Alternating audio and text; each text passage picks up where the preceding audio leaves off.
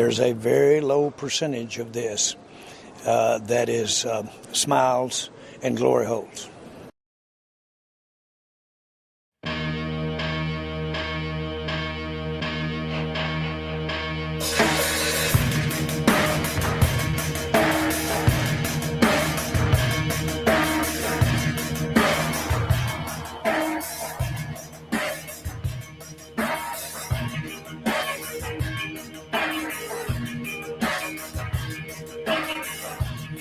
Needs a friend indeed. A friend with weed is better. A friend with breasts and all the rest. A friend who's dressed in leather. A friend in need's a friend indeed. A friend who'll tease is better. Our thoughts compressed, which makes us blessed and makes for stormy weather.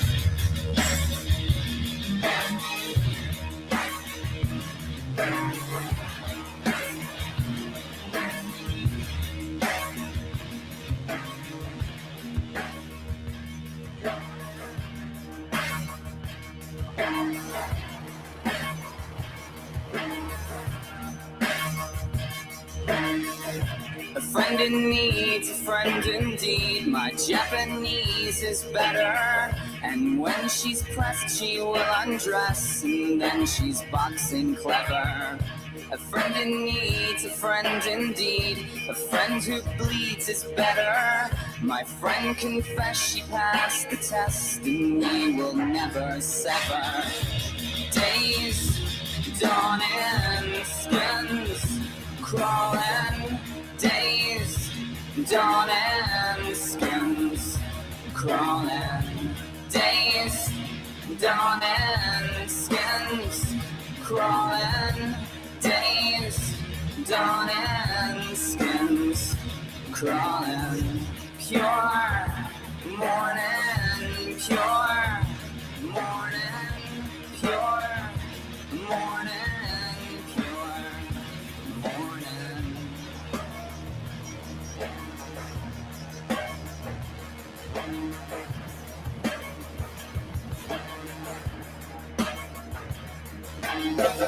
A friend in need's a friend indeed. A friend who'll tease is better. Our thoughts compressed, which makes us blessed and makes for stormy weather.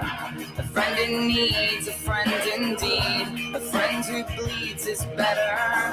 My friend confessed she passed the test, and we will never sever. Days dawning, skins crawling.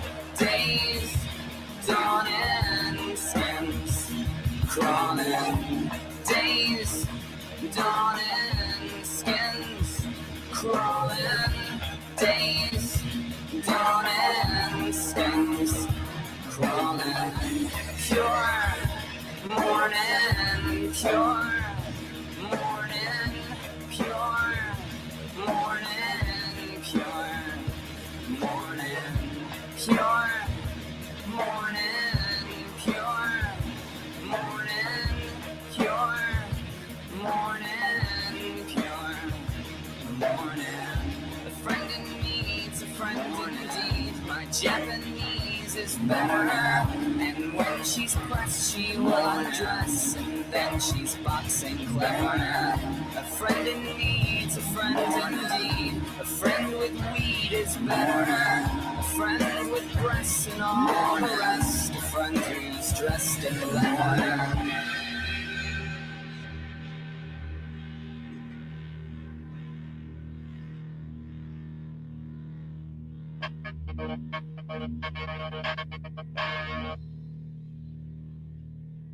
I'm not quite sure why I'm here or what I'm doing, but there's a reason.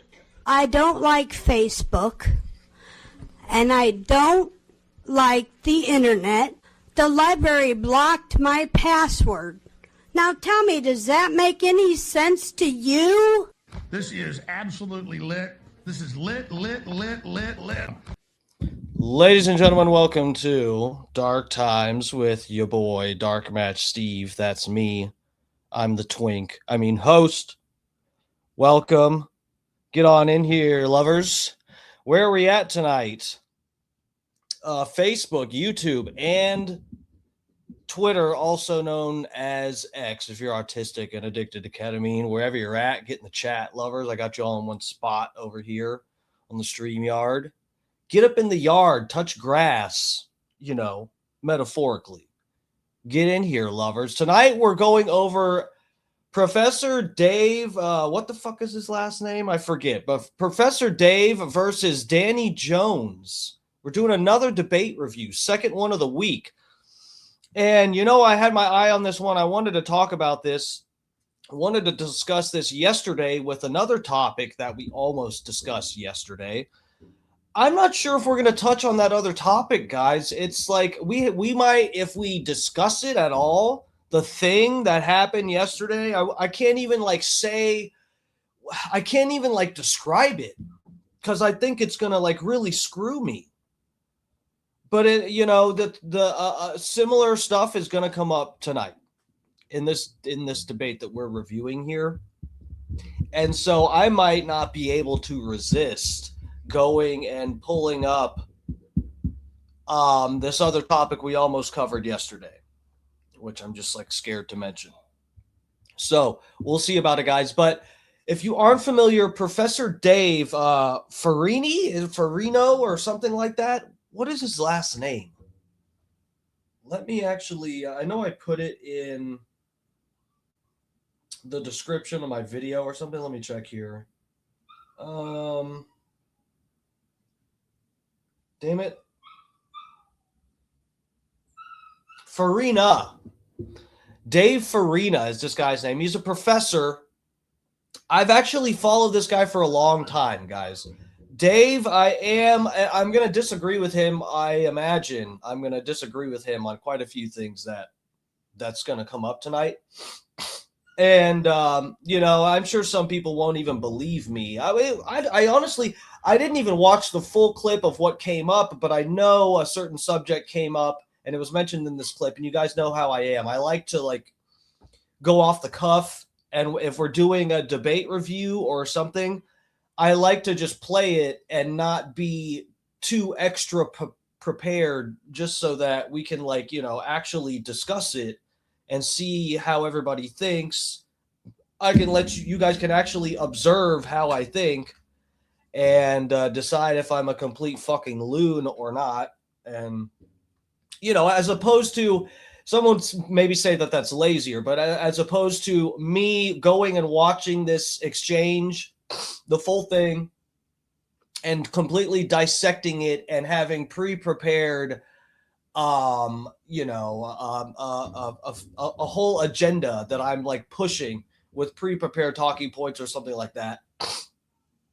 I think a lot of people do that on YouTube, everywhere. A lot of streamers. There's a lot of people that are for real logging on every night to push some bullshit agenda that they're getting money for or something. That's not what we're doing here. So I like to just off the cuff. I haven't pre-watched any of this shit, but you guys will see. I'm probably going to disagree with Professor Dave on a lot of shit here. And, it might get a little bit heated with me. I might be the one that gets heated instead of Danny Jones. But yeah, and Danny Jones, Professor Dave, if you guys don't know, some of you guys might not be familiar. In fact, I think I may have brought him up on here before, and I don't think many people were super familiar with him in my chat, but it's Professor Dave Farina, right? Yeah, Farina. And he's been a YouTube professor for a while. He's a real professor. He's a chemistry professor. And he, I guess, he even brings this up. We might skip through this. We're probably going to skip. He does a little bit of, I'm sort of quoting his own intro, but I have followed him for a long time here, but he's been doing online YouTube professor videos on chemistry and stuff like that for over a decade or so, something like that. Since, what did he say? 2014, I think. It's been, long time, at least 2014, I think. But, dude, and he's a smart guy. He's a witty, smart dude, and he does a bunch of debates. And one of the things, this is Professor Dave, I think, is considered, I put this in the caption, that he's considered one of YouTube's top feared fact checkers. Okay.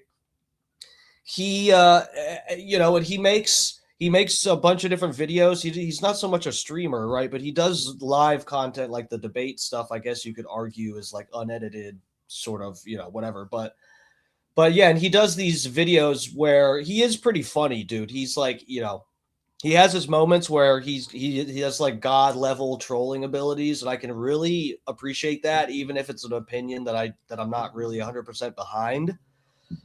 I have my critiques of some of his techniques and different things, but I don't know how much of that we're going to get into tonight. I honestly don't know exactly where this is going. I just know I've disagreed with him on a bunch of different things, and I know when it comes to some of like the medical stuff, we're gonna have some problems. I just know it's gonna happen. So we'll see where it goes, guys. Danny Jones is probably one of the top, like, newest conspiracy connoisseurs of YouTube. So there's a lot of topics that this guy Danny Jones will be discussing on his podcast, and probably, where I'm sure this issue is going to come up, but he's talks about a lot of topics on his podcast that he also kind of seems to be a proponent of. And I think Dave is, ready to debunk every single topic that Danny's ever brought up on his channel. So I'm interested to see exactly where this goes. Danny is, for whatever it's worth, I do like Danny Jones, and I don't follow him. I've watched quite a few of his videos, and I know I did get exposed to him before because Bubba the Love Sponge had affiliated. And by the way, chat, I'll be with you guys in a minute here. Just let me get through my little monologue deal here. Let me get you up on the page. Actually, I'll go ahead and get that up. I was exposed to Danny Jones first because Bubba the Love Sponge went on his show. And at the time, I was like a big contributor to the Bubba Show. That's why I got this parody award back here, 2022 Parody Artist of the Year from the Bubba the Love Sponge Show. So I was heavily affiliated with Bubba and the Bubba Army and stuff. And so that's how I ended up finding Danny Jones's podcast. I haven't followed it that much, but I know he covers a bunch of conspiracy stuff. So let's see where this goes, guys. I'll get this up here. Well, actually, let me say hello to everybody shuffling in. And why not? I'll go ahead and get this up. Get this tab up loading. Okay, here we go. I'm up in the chat, lovers. Maddie P's in here first. Free prostate milking, sir, whether you want it or not. Thank God we got a mod. First mod in the chat, too. That's a double milking. Kenny Powers is up in here. What's up, lover? Thank God we got another mod. Hutch is up in here. Butta. What's up, Butta? Promo, lover, newest mod, fresh fish. What's up, lover? Bob Cook's in here. Bob Coke Can, Cannabis Cookie Cook. The ladies know about the Coke Can deal. Don't ask me about it. Ask them, okay? It'd be weird if I'm bragging about Bob Cook's deal. Right? Love this song? Hell yeah. Placebo is awesome, bro. I love Placebo. The band. Not the effect. Brian from Philly's up in here. What's up, sir? All the way from Philly. What's up, dude? How's it going? Maddie, get these people smashing likes in here. I'm going to start banning people, please. Thank you. White Iced Tea. What's up, bro? What's up, White Iced Tea? How's it going? Scotty's in here. What's up, Scotty? Scott Starbird. He's not a professor. Yeah, he is. Is he not a real professor? He's a real professor. He teaches courses. Jesus Christ. We've got my roommate's laundry alarm going off and the fucking dog flipping out. What else? Please tell me my cat's going back into heat. I need at least one more distraction. He's a smart dickhead, and we can appreciate that around here. What's wrong? Davy Jones was brilliant. Are you talking about Danny Jones or Professor Dave is way smarter than Danny Jones. Dude, but see, this is the thing, guys, and this is why I, it's unfortunate, but I'm sure a lot of Dave supporters, if any of them clicked on this video, they are probably going to say, look at this fucking douchebag and just leave. And that's fair.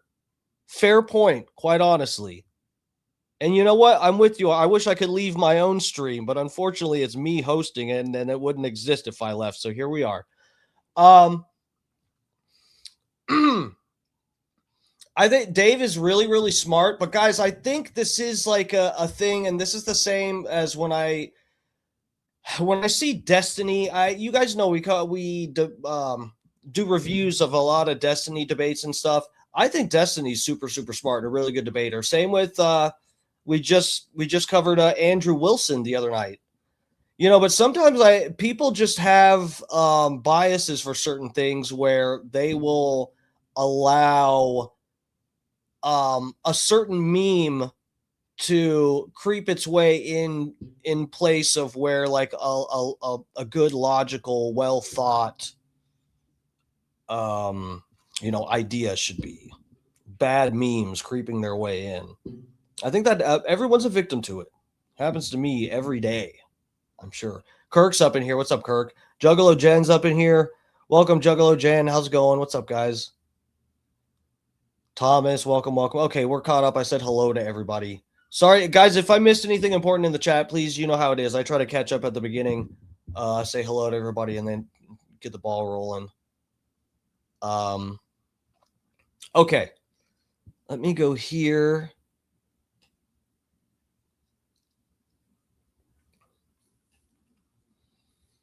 Is it? Oh, I almost clicked on my own video. Here we go.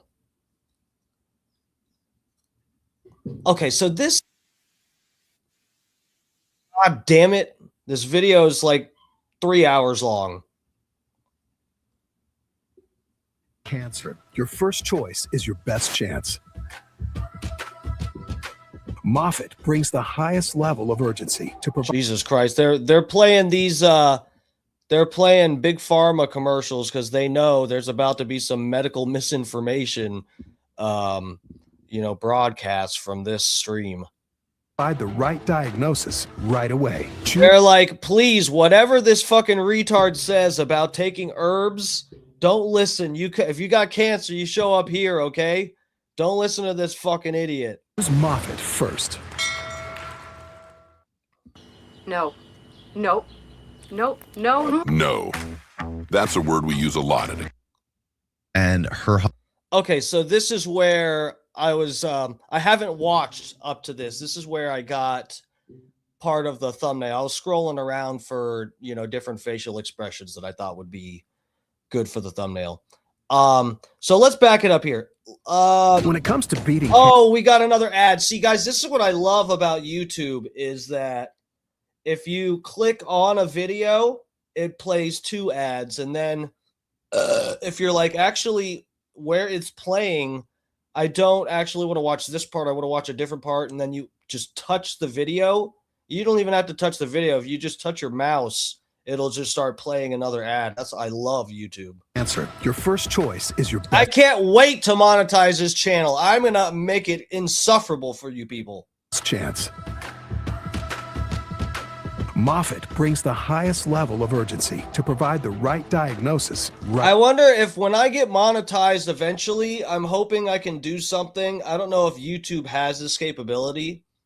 I know that they do, but I don't think that they would offer it to me. But I think it'd be funny if I could set it like when I'm monetized, every time we get an ad on a video that we're watching and then I skip it, I want it to play an ad on my channel. I think that would be really funny. Right away, choose Moffitt first. Would you guys get a giggle out of that?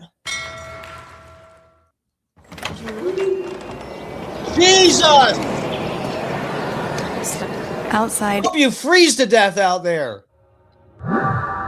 Okay. Guys, hold on. Okay, that dog shut up so we can proceed. All right, so they got the subjects down here.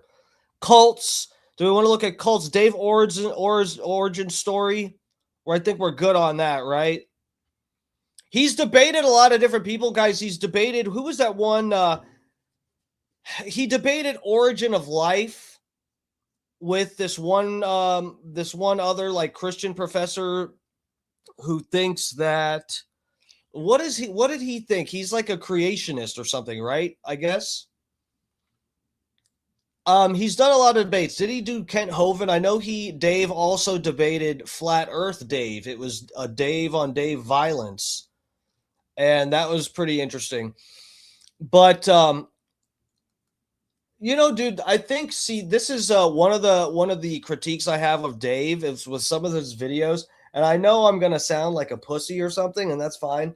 So I think there are some times where Professor Dave, he'll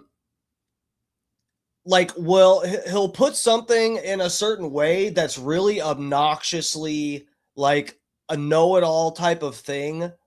Way of putting something. He's a fucking expert in chemistry. He's a smart guy, and he knows, he's got a lot of facts memorized about science and different things. He knows how to think about things in certain ways.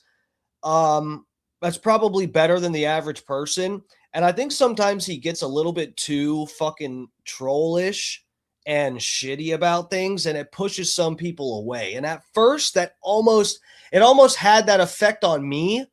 But the reason that I didn't turn away from, trying to catch Professor Dave's content is the fact that I know he is smart.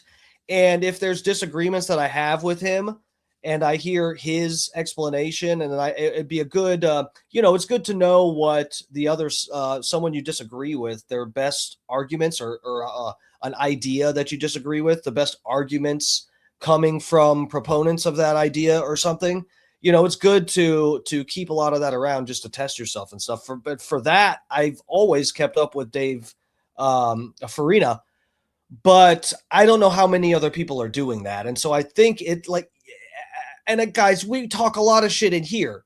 Who am I to fight? But he's a professor. This is the thing. I think he's a little bit divisive for a professor, but God bless him, guys. I'm telling you, I support Professor Dave, but I have some critiques here and there. Professor Dave. Howdy. Okay, let's skip through the intro deal. Cults. We're getting on to cults. Let's go. 6 minutes in. What a good number. Sensationalist content is rewarded, so you end up getting audience capture. And so yeah, he's talking about people who do conspiracy stuff, I think. And that's why I was reticent to come, but ultimately decided it was a good idea, because it sounds like you're trying to not necessarily follow, the Joe Rogan path of just exclusively platforming grifters because of the revenue that it brings. People want to see this stuff, that, and Jimmy's nice to you because he wants access to your platform, but he's a very toxic individual. And that whole cult, the pseudo-archaeology cult, which, you've platformed a bit, Joe Rogan platforms endlessly. It's an extremely toxic cult. And, I'm sure your listeners that have watched all of these guys on your show and other shows don't want to hear that, but it's absolutely the case. And I have made videos on Graham and his underlings and all of these other people. I'm starting to move on to other figures because those are not as relevant anymore. And there's other people that are kind of cropping up in this space. And it's just sensationalist clickbait content. Anti-establishment archaeologists are all idiots, and they don't know this like super special secret truth that I'm offering you. It's tantalizing. It's a tantalizing narrative, but I think everything could be classified as a cult online. There's a lot of things. Both political parties are. Okay, well, number one, I don't know how we're going to speed this up. I don't know how much I'm going to be starting and stopping and breaking down where I disagree. I don't think that's an exactly fair assessment of Joe Rogan. Hasn't Joe hasn't had Dave on his show?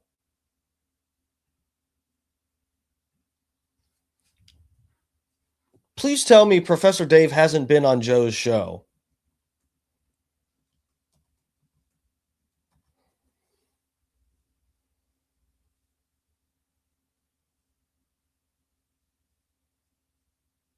Has Professor Dave hasn't been on Rogan's?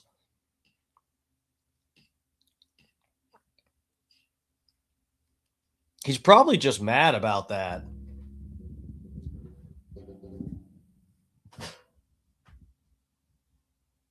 Miga is a cult. It sure is.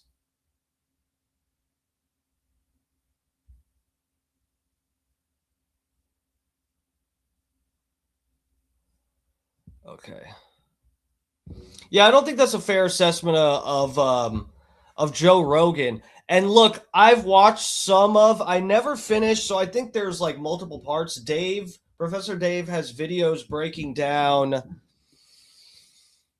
the toxic behavior coming from some of these pseudo archaeologist guys. And you guys know that early on I was a proponent of some of these guys, but this is the thing. If you guys had seen, which I think I did sort of do a little bit of a breakdown of this on my old podcast years ago, the pre-recorded one, I think I did explain how when Graham Hancock went on and Randall Carlson, they went on Joe Rogan's podcast with Michael Shermer. Oh, Jesus. And this was the interesting thing was like, I was scared to watch that episode, and I was ready for Graham Hancock to completely have his ass handed to him by someone who had all the facts straight and was just going to set Graham Hancock and Randall straight because they're just, there's info that they're just missing or whatever. Dude, I think this is like the pseudo archaeologists, the alt theories on some of the stuff in Egypt. Dude, I don't, if I'm really being, I used to be more of a proponent of it. I'm not so sure these days, but I think it's intriguing, and I'm not like trying to like, backpedal. I just know now more than ever, like there could be some incomprehensible fucking explanation for some of the what appears to be weird patterns of stuff when you're looking at techniques for building stuff and the layers that certain things are in, and you look at some of these other, when you compare building techniques in different places during different time periods, and comparing Machu Picchu to like parts of Egypt and stuff like that, and it's really intriguing what seems to be different eras of building and different quality of work and stuff. Like some of the stuff in Egypt is too, it's just so weird, guys, how some work that you see in Egypt is like as close to perfection as a human could possibly imagine getting. And some of the stuff like inside the Great Pyramid, it's like fucking granite that's cut to, several granite blocks that are together, the walls of different parts that are granite, and the stones are you can't even get a hair, you can't even get air. I mean, they made airtight what they say, the experts in Egypt claim these containers in Saqqara, the Serapeum in Saqqara, which is like underground, and there's these like several ton boxes that are made of like granite, and they are airtight.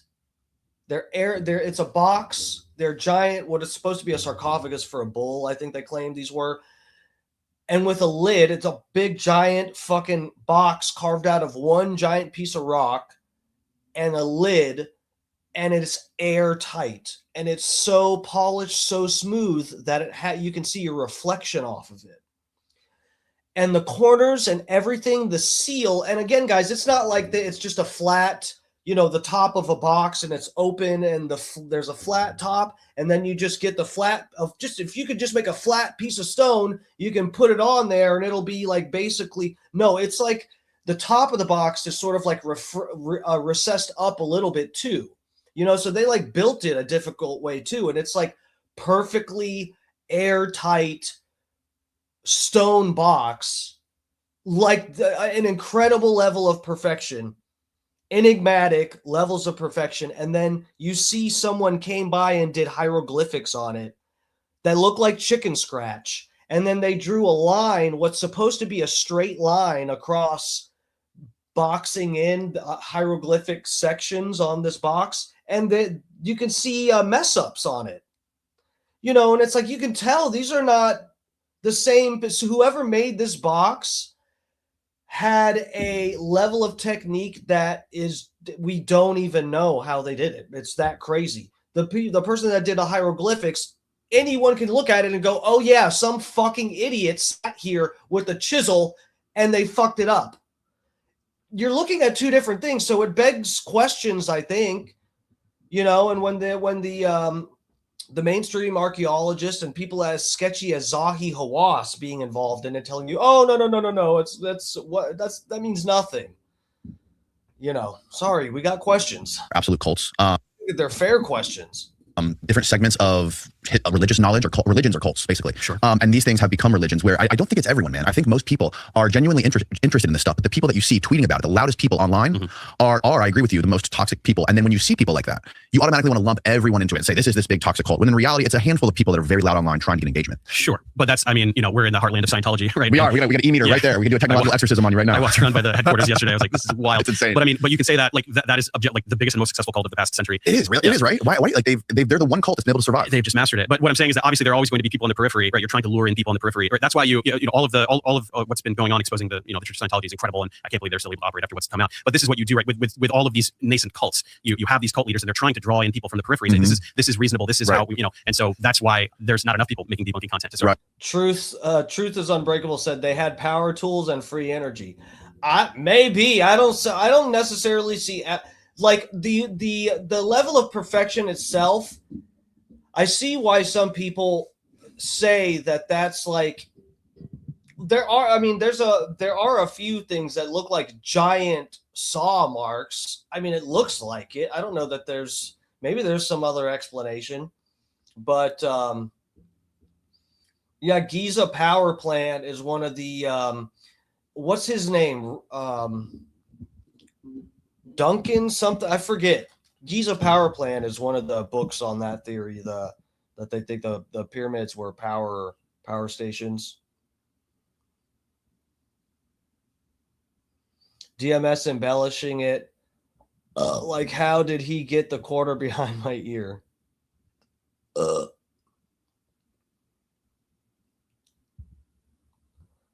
I love it, and that's healthy to enjoy questions of how did they do it. Yeah, I think so too.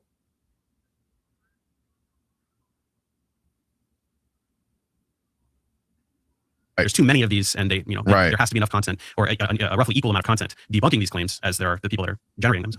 Yeah, I just think, this all probably started as far as like the ancient archaeology angle of it. I think when Joe Rogan probably had Graham Hancock on over 10 years ago, just over and over. I think that's kind of when the internet really exploded with this stuff. I mean, I think Joe actually has said that's like when his podcast really took off, when he had Graham Hancock on. And, some of the things Graham Hancock is saying, I'm not an expert in Graham Hancock, or I have read one of his books maybe 6 years ago. I'm not I'm not the person to debate whether he's right or wrong. But I think there's a genuine interest in this stuff, a genuine human interest in this stuff. And clearly academics and archaeologists and Egyptologists mostly disagree with him. Is fascinating. Whether there is a kernel of truth to what he's. Dude, I don't see why. I wish maybe we should go back. I'll probably take the time myself and go back through and listen to his or watch. I'm probably going to be busy doing something else, so it's going to be mainly audio I'm paying attention to. But anyway, I'm going to go back and see what his critiques are of Graham and stuff like that, because there's so many interesting points about the pseudo theories on Egypt and stuff. It does surprise me how willing some of these people that, represent or that are proponents of experts in the field, I don't know. It is amazing how easily they just sweep everything under the rug. Saying or not, at least the guy's traveling around to all these places saying all this stuff. Like, he's not saying this is an absolute bona fide fact. Right. He's a tourist peddling sensationalist claims. It's just not really an honest framing. Right? Academics don't disagree. They know that he's wrong. Right. And Graham's very careful about making very few falsifiable claims. He stays as vague as possible. And that was what was great about Flint debating. And let me be another thing I'll be clear about is I kind of dissented from the norm. Bro, that guy Flint Dibble, that guy's obnoxious too. if you want to push it out and like really get it out there, make sure. I'm pretty sure Flint Dibble blocked me on Twitter too. On Joe's podcast with Flint, I thought Graham bodybagged. I thought Flint bodybagged Graham in that debate. That was my, because there's this phenomenon I'm sure you're aware of when you watch things online, you kind of gaslight yourself by reading the comments because the comments sort of like have their own sort of conclusion they come to. And then some people even read the comments first. They're like, oh, this must be what it's about. Then you watch the video in that context. Hence bot campaigns, because they know that if they can shift the optics in the comment section, that might lead people to not even watch the content at all, or, Right. Well. So I thought that was a great debate to see. I really learned a lot from it. And I thought Flint actually did a good job, as insufferable as some people think he may be. I personally liked him. I don't like what's insufferable about providing a mountain of facts and empirical evidence to disprove a well, he's fraud, very toxic online. He's kind of, well, because Flint did this. Flint talked to Graham. Pretend you are Graham Hancock. You right there. Graham, every time he would talk right to Flint or to Joe Rogan and say whatever. Flint was literally like this. Yeah, well, I just think Graham is a piece of shit, and he's a fucking idiot, basically. And no, I'm not scared to look him in the eye when I say this to him. No. So Graham's a silly little bitch. Yeah, I could fight him. Yeah. He literally was too scared to look him in the eye he looked like a weasel and sounded like a weasel the whole fucking time. And if I remember correctly, there was a few, I'd have to go back. I wish I was freshened up on some of this stuff, because that's not even a fair assessment that Flint bodied Graham. There was a lot of back and forth that was actually very intriguing. I thought it was fair. I thought Flint and Graham did just about as good. Flint made some very good points, and I remember Graham having some good responses to some of it. So I don't really remember. I mean, he's just as loud as Jimmy, but in the complete opposite direction. Yeah, but these are people who have, encouraged people to contact his place of work and try to get him fired. And like, there's just, after that debate began this entire narrative of Flint is a liar. Flint is a liar. Joe said it on his show, had Graham on a bunch more times to talk about what a liar Flint is, and all the other underlings, repeating this narrative. It's just damage control. He humiliated Graham on Joe's show. That's what happened. You know what I mean? He just brought he got Graham to admit that there's no evidence for anything he says. And then he also brought empirical evidence against the existence of agriculture and all this stuff. And even got him to walk back and say, well, maybe it was just the idea of agriculture, which is meaningless, right?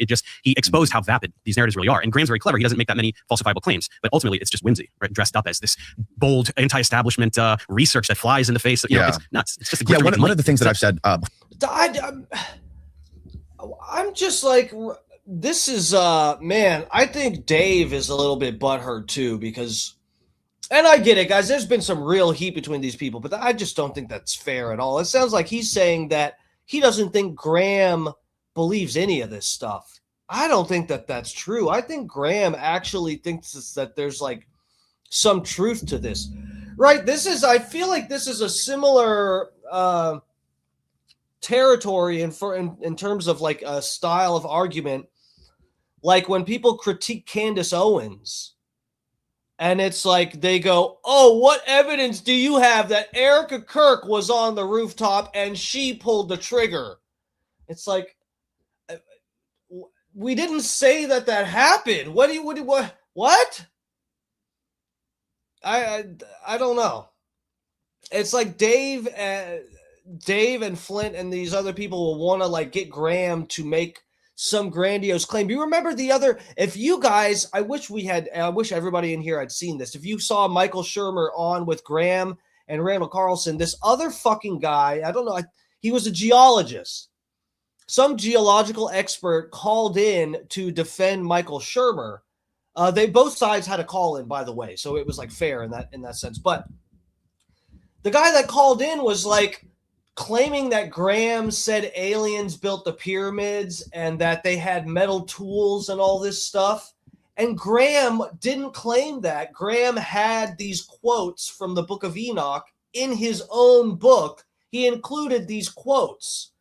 And it wasn't to make the point that they were using metal tools. These people, these people that try to debunk the alt theories often do this straw manning shit. And I don't know if this is like not technically maybe a form of straw manning, is when you're trying to like get your opponent to make some fucking crazy claim. You're like begging, you're trying to get them to straw man themselves. I feel like this is what these people do when they go, he won't nail Graham Hancock won't make like a real truth claim. He's very vague on purpose so that he can just be vague and make You know, it's like, dude, he's being vague because he knows that you guys, if you say, I think this, you guys are going to consider it a truth claim. Well, it's different if you say, maybe it's possible there was some kind of earlier civilization that had either tools or techniques that we don't know about. I'm going to look into it. And you guys go, you're retarded. You think people had metal tools back then? It's like, I'm saying maybe. I don't know. Let's look into it. You think Erica Kirk killed her husband? No, I don't. I'm saying it all looks weird. Let's look into it. Like, what's the problem with that? That I thought about a lot. Well, I was thinking about this a lot during that time when he did that podcast and before I had Flint on the show, is that when you are in that position that Graham Hancock was in the beginning, where you are sort of like the fringe outlier, anti-establishment person, you feel like everyone's coming to get you, everyone's trying to take you down, and you're kind of the one shining light in this sea of darkness, right? You can go so far, you can come full circle to being like the very thing that you were fighting against in the beginning, to where now everyone is the enemy. Yeah, but a figure like Graham never truly was that figure. That's a narrative. It's an alluring narrative. Everyone wants Luke Skywalker versus the Death Star, right? Mm-hmm. That is the only way to get people to discredit an entire field of science with millions of experts that actually know what they're talking about, right? Mm-hmm. It has to have that bite to it. Mm-hmm. So Graham has always been a grifter. I mean, he started with like really ancient aliens on Mars kind of stuff, and then he kind of pulled it back to sound as reasonable as possible, to kind of lure people in. Look, he speaks very well, and he has these interesting ideas, and he's not arrogant. He says, "What if?" But it's just all of it is absolutely baseless rhetoric to sell books. That's all it is. Do you think that people like him literally get into this stuff just to profit on it? Like say, hey, let's take this lie and let's just deceive people to make money? Or do you think that they're actually maybe interested in it and they believe that it could be true and they want to discover? I mean, obviously, I think there's nuance. Yeah. I think there are people that do what I just described. Right. But Billy Carson. Yeah. But it's the same narrative. He's just way more sensational with the Anunnaki and Emerald Tablets and all that stuff. It's it's the same grift. Graham just tries to appear as reasonable as possible. Dude, this is the Billy Carlson guy. I would say that is highly likely that guy is a fucking grifter. Dude, it's the same with what's his name? Terrence Howard. Bro, Terrence Howard, I don't know what the fuck Terrence Howard's deal is. Or the fucking Billy Graham or whoever, Billy Carlson, whoever the fuck we were just talking about. Dude, when I hear those guys talk, it doesn't sound like they give you an explanation that like makes logical sense, that they expect a logical person to agree with. You guys know what I mean? I feel like when I try to be a proponent of some idea or some argument on here, I sometimes I feel like I over explain things. I just want to make sure people understand how I'm thinking, so that no one will get it twisted. I want people to understand what I'm saying. Some people like Terrence Howard and Billy Carlson, literally, I mean, it sounds like they talk so that intentionally, so that people leave confused and just assume, well, I'm confused, so they must be smarter than me. That's just what it seems like those guys do. Terrence Howard seems like he believes his own nonsense. That's possible, dude, but I almost don't think so. I literally think that he just tries to sound confusing so that people are just like, oh, wow, he's so mysterious. Terrence Howard, weird, but a genius. I don't think he's a genius. I think he studied up. I think he really, like, he's a smart dude. I think he is actually like smart and has like a good memory and stuff. But, dude, I don't know. I think he studied up on some, like, I mean, smart in the sense that, it's not like his brain is completely malfunctioning. He remembers all of this shit that he studies. He studies these fucking weird electric universe people, whatever. I don't know. I didn't get enough into it to like give a fuck. I knew it was bullshit because 1 × 1 is not 2. And that's enough for me. I just go, okay, I get it. No, it's just, this is just silly stuff. But he made some good, I was happy he brought certain things up, and I'm not going to bring up one of the things that he brought up that I thought was valid, and it has nothing to do with his theories on space, planets, or math. So please, it's a declassified thing that he brought up on Rogan's podcast. So anyway, You can watch my video. I did a whole video on understanding Terrence Howard back before I used to stream on my channel. I got a video on Terrence Howard, so check that out. I feel like I did a fair assessment of it, and I think I even included some of Dave Farina's stuff in there because he had some critiques of Terrence back then too. Now, the degree to which you want to get into human psychology and how much a grifter is able to like convince themselves that they are the hero that they present themselves as, I don't know. And it varies on a case by case basis. Well, here's the thing about Graham, and without drilling down into too much detail, like it's absolutely possible that human beings are a lot older than established science says right now, because the age keeps getting older. Like I've talked about this ad nauseum. We talked about it yesterday or 2 days ago, whatever the last podcast was, that the human skull found in China that dated back to over 1 million years old. Like their evidence keeps coming out that humans were on this planet for starting out way earlier than we originally thought. Tired of sifting through Oh shit, is Danny Jones about to fucking put Dave in his place? Let's go. jobs that don't feel like the right fit? Introducing Indeed Career Scout. Bro, this is the thing with trusting experts and stuff, guys. It's just like, it's hit or miss. That's why I think it's good to try to be an independent thinker. And of course, unfortunately, this is the thing, guys. There are going to be some people that are just too stupid or way too ill-informed to make a better decision for themselves than an expert would, even if the expert had bad intentions for you. You get what I'm saying? Like, there are some people that are actually that stupid. So it's like, dude, he's making a good point here. The experts change. Doctors used to tell you to fucking smoke cigarettes. Like, what more do you? We're about to. It's gonna come up. Trusting doctors and the agencies and stuff. It's gonna come up here. So let's just hold our horses. Find the job that's right for you. No. Hey everyone, we're having our biggest sale ever on our award-winning meat sticks. So today, for a limited time, you can get 30. 1 million-year-old human skull, Unixon 2, discovered in Hubei, China in the 1990s, has been digitally reconstructed. Oh, this was found that long ago. Okay, but so like there's like it's. But you realize that like hominid species have been around for millions of years. But this is Homo sapien. This was a human. This was a Homo sapien human, not a similar hominid. to Homo. Is that Wongi? Denisovans. Is this the article, Steve, that we were talking about? I thought the article was more recent. Yeah, there it is. There's the BBC article. That was from 2025. So read the first paragraph of this. Let's see what it says. A million-year-old human skull found in China suggests that our species Homo sapiens began to emerge at least 500,000 years earlier than we thought. Researchers are claiming in a new study. Where's the new study? What does it say about the new study? Discovery published in the leading scientific journal Science shocked the research team, which included scientists from a university in China and the UK's natural history. Bro, this is this is like what happened when Graham Hancock was on with Michael Shermer and Michael Shermer. I mean, God bless him. I know he went there to be like the skeptic. I really have no idea what he thought was going to happen. Graham Hancock absolutely handed Michael Shermer's ass to him. It was like. And I thought it was going to be the other way around, and I almost didn't watch the podcast because I was already a fan of Graham, and I was scared.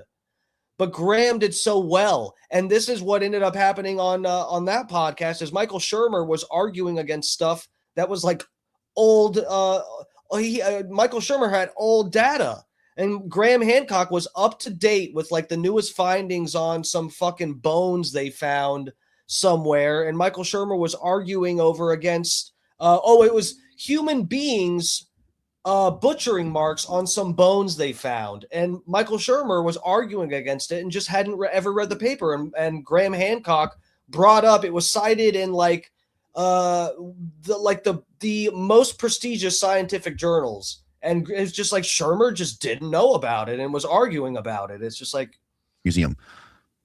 So it's a real study published in a scientific journal of a Homo sapien skull that's 1 million years old. So like I don't see why it's controversial to be open to the possibility that humans could be way older. Dave isn't so much arguing against this, I guess, right here, but I'm just saying, anyway, this conspiracy guy seems to be a little more up to date with this than we thought, right? Like science evolves all the time. But right? There's a huge difference between finding a Homo sapiens specimen that's earlier than you thought, right? Jabeller Hood is 300,000. That was my impression of how Homo sapiens is. Mm-hmm. But that in no way signifies that there was some kind of hyper advanced structure or civilization or all these other very outrageous claims, right? We know that hominids have been around for millions of years, different species. So Homo sapiens emerging earlier than we thought. Okay, I mean, I'm open to it. I don't know, I haven't seen that, but that doesn't in any way substantiate outrageous pseudo-archaeological claims. Right.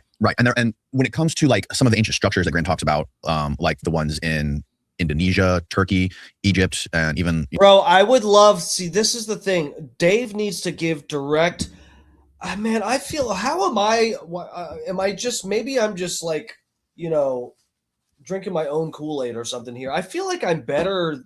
I'm better about this than other people are. I feel like I understand the feeling of being a viewer and watching someone else claim that there's Graham Hancock or so-and-so is full of shit and they make outrageous claims. And then you don't cite any of the claims that are so easily debunked. He makes so many of these outrageous claims, and yet you don't give us like one example to at least point to and go, oh, I guess he has a point there. Nothing? No, in the UK with like Stonehenge, it's like it is. There's a reason that it's one of the 7 wonders of the world, right? Is because it's like almost seemed like an impossible feat for ancient humans to be able to do, and that's why a lot of people, a huge subset of people in the world, believe like there's a logic gap there, right? There's like, how does this make sense? We don't know. Maybe we'll fill it in with God, or maybe we'll fill it in with aliens. I don't know, right? But like, it's like the conventional explanation for how it happened seems to be like it doesn't seem to add up. It doesn't seem to make sense, which is why I think most people are so fascinated with this stuff and like to come up with all these crazy theories and ideas that may be bullshit, they may be bogus, but to be able to talk about them and discuss them and do podcasts on them, I don't think it's dangerous in any way. Well, I don't know, because I mean, it depends. First of all, I don't know. So to go site by site again, I wasn't sure what we were going to talk about here because I debunked so many things. Pseudoarchaeology is one blip we do. I'm talking about anti-vaxxers and creationists and climate change and all these things. So I can't speak to specifics of each site, but to speak generally about rhetoric, for an academic, for an archaeologist to propose something about a particular site, that's academic science. There's no problem with that. And to have a discussion within the scientific community, that's happening all the time in every field. There's no problem with that. But the way that these grifters come at this, all the archaeologists are closed-minded and they're idiots and they don't know about this and they don't know about that and they're denying this for whatever reason, that poisons the public against the scientific community, right? And that is what leads to enhanced vaccine hesitancy and all these other things, right? Because the public can't compartmentalize science, right? They don't really think about this is what this community is doing, this is what this community is doing. But this is the problem, guys.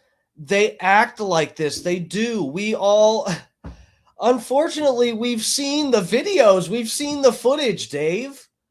We've seen where Zahi Hawass gets so enraged. I've never seen someone in a professional debate type of setting get as enraged as Zahi Hawass did at the idea of debating Graham Hancock once he brought up the fucking the diagram of the fucking Orion alignment thing. I've never seen someone get so enraged and then walk out of the room.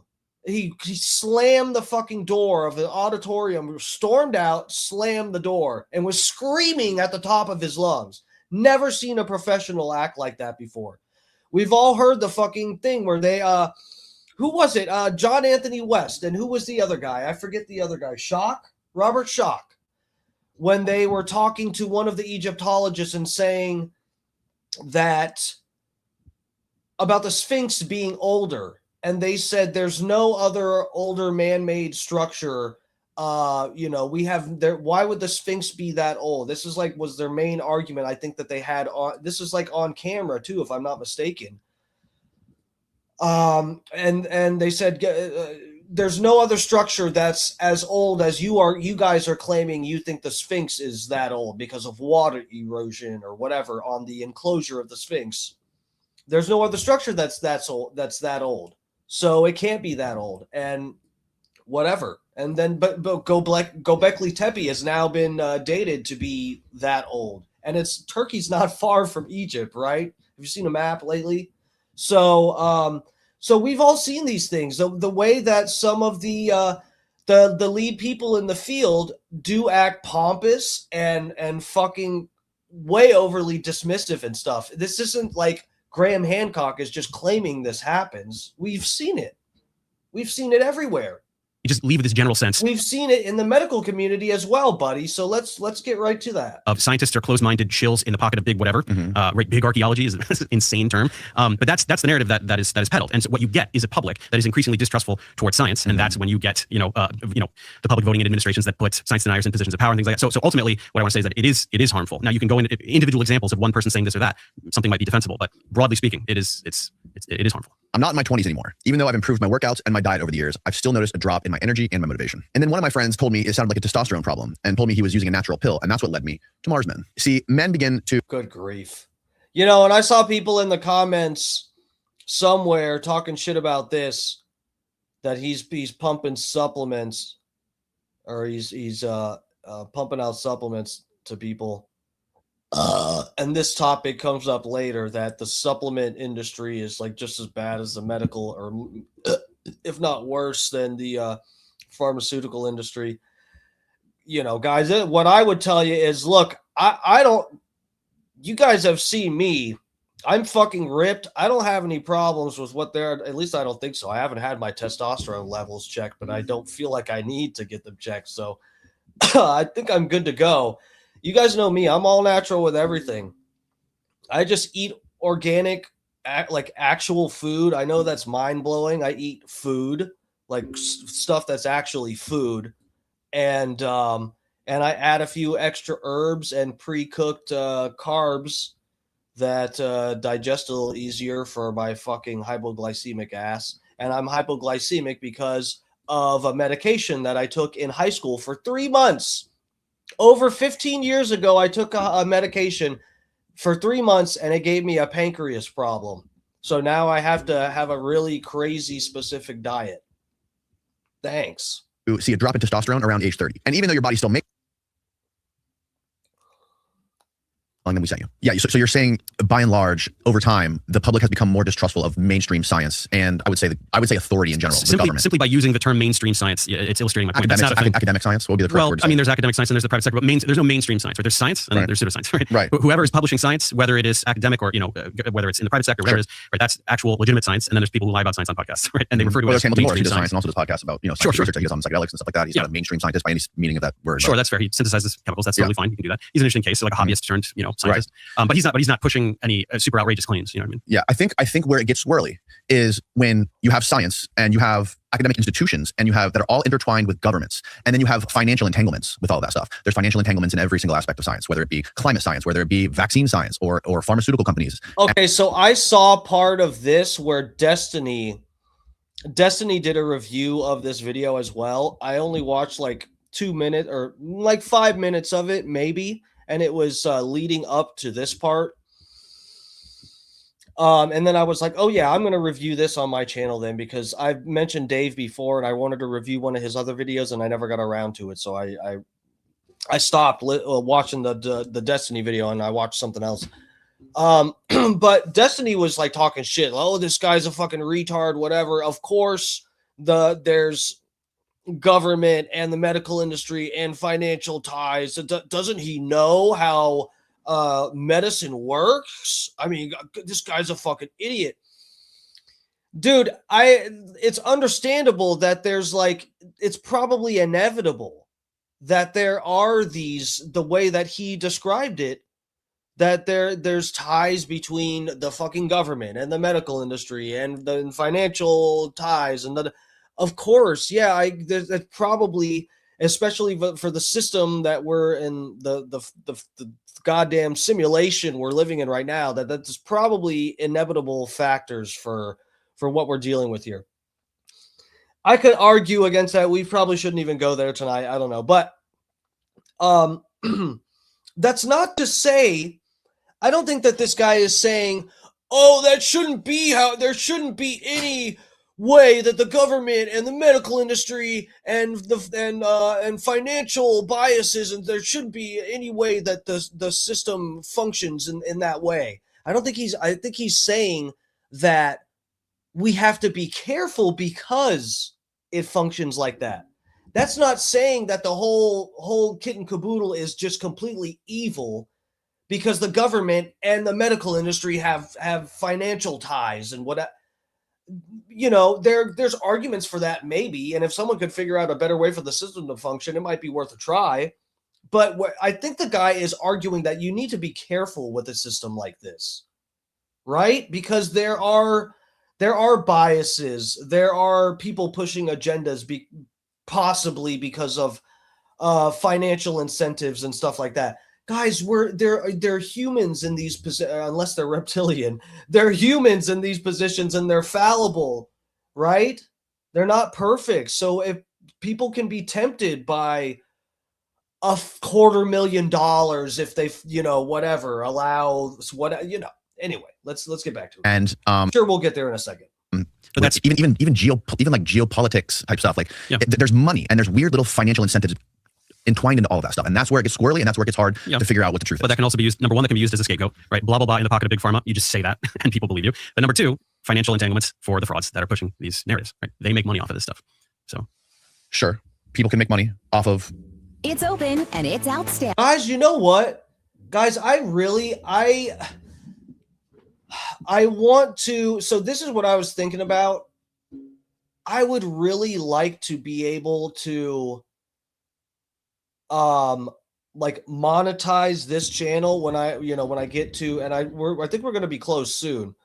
When I get to 1,000, I'm way past my watch hours, but when I get past 1,000 subs and I can monetize, I think I would like to, because I think YouTube does give a little bit of preference to channels and, videos that are monetized. So I think I will at least do like the bare minimum ads on it. But I was thinking that I would like to maybe do something where I could give it back to the audience or something, because I was thinking about that. Like, guys, I don't like need the money. It'd be cool to get a little bit of extra money coming in and whatever, but I don't like need it. But I would love to be able to come on here and be one of the very, very few creators that can be passionate and really honest with their opinion about a lot of this shit, and and testing my ideas and the way I think about this shit with you guys in the chat and other people online. And there's no capability for someone like Dave or whoever else to go, well, you're doing ads for Methylene Blue or what, it's like, guys, what I'm a proponent of, what I advertise on here. What do I advertise, guys? I advertise eating organic and fasting. I don't know what financial incentives, like a rebate program. Yeah, guys, I wish that would be cool if we could do like, if I could monetize the channel and maybe even give it back to somebody in the chat like once a month or something. I don't, that would be cool, right? Just do something like that. Because I really, guys, I wish I could talk to Dave. I know my channel's way too fucking small. I would never ever even be on his fucking radar. I do want to get into the debate circuit a little bit, guys. I do, and it's not like I really am intrigued by having these conversations, because that's honestly, I don't have everything thought out, but I have certain certain ideas and certain ways of thinking about certain things that I feel like are pretty rock solid and understandable and relatable to other people that, I don't know. I really genuinely like to exchange the ideas and stuff. I'm not here to fucking rake it. Obviously, guys, I've been doing this. How long? I've been doing the stream over a year, and I'm still haven't, that in the early on when a lot more of the Bubba people were in the chat, I would get a little bit of money here and there, but I haven't gotten any fucking donations from anybody in fucking months and months. I'm still doing it over 5 days a week. So, whatever. I'm doing it for the love of the game. I truly am. So yeah, that would be cool, guys. What do you say, Maddie? Steve, if enough of us email his show and ask him, he might let you on. Who, Dave? I kind of doubt it. Guys, I don't think, he would take, for real, guys, for realsies, he would take one look at my channel, like the other stuff, and he'd go, no, I'm not going to platform this. That's exactly what he would fucking say. Can we give at StreamYard? What do you mean give? Give money? What are you talking about?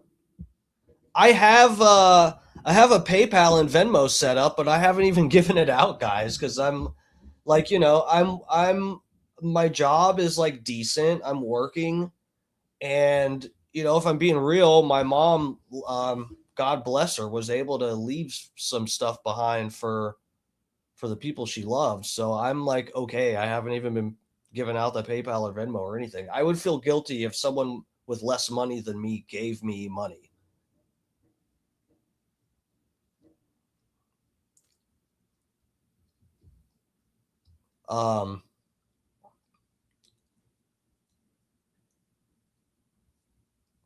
But we'll see about when we get monetized, guys. We'll see about that. We'll talk about it. We'll figure it out. I'll talk with the mods and stuff too. We'll see what we come up with.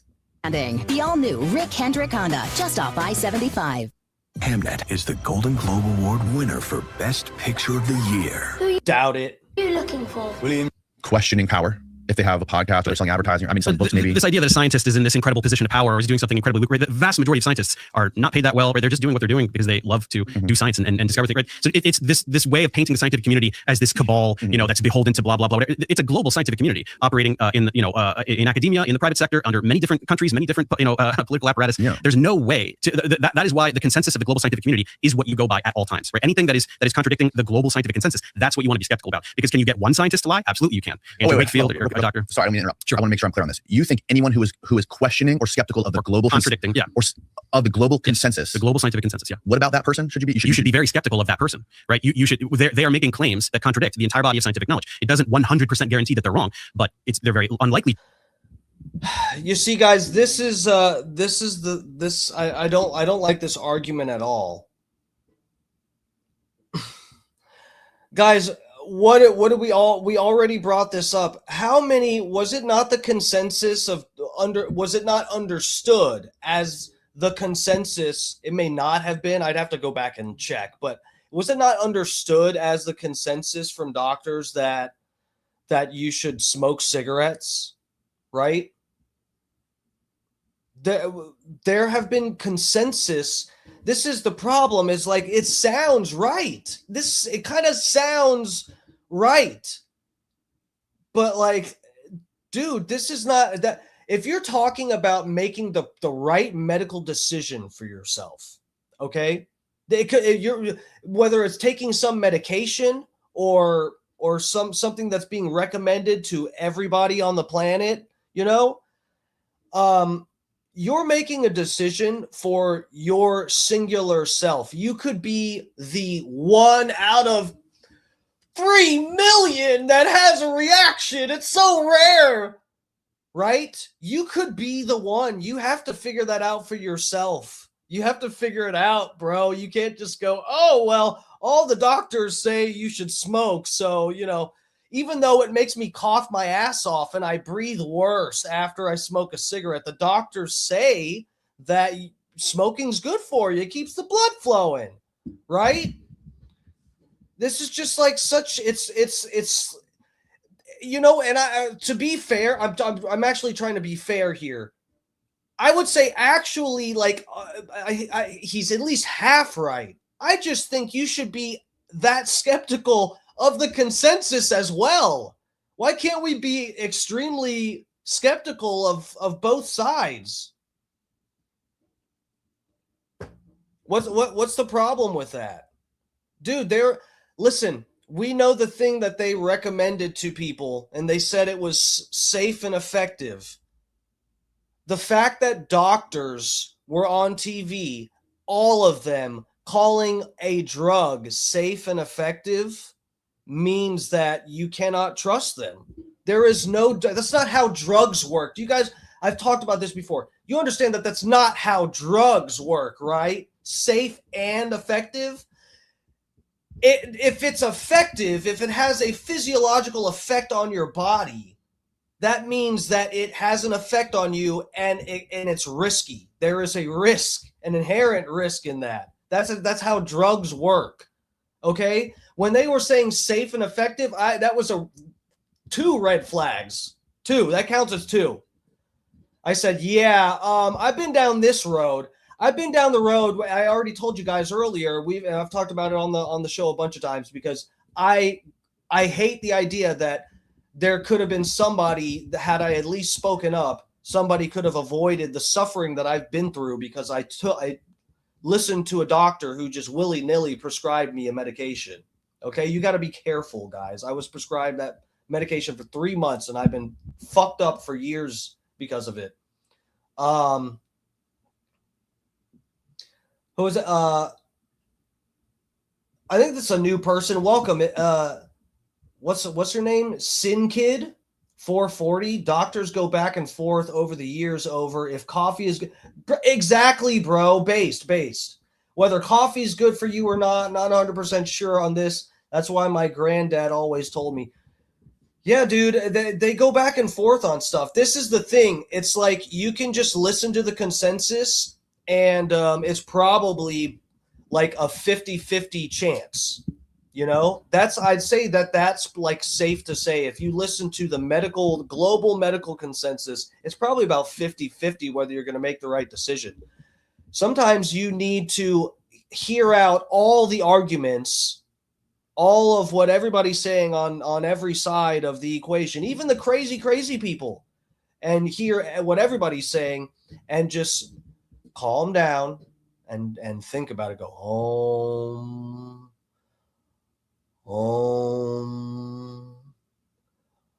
Oh, maybe I'll wait a little bit and let everybody else be the guinea pigs. Oh, I'm glad I waited a few weeks. Now they're saying there's blood clots.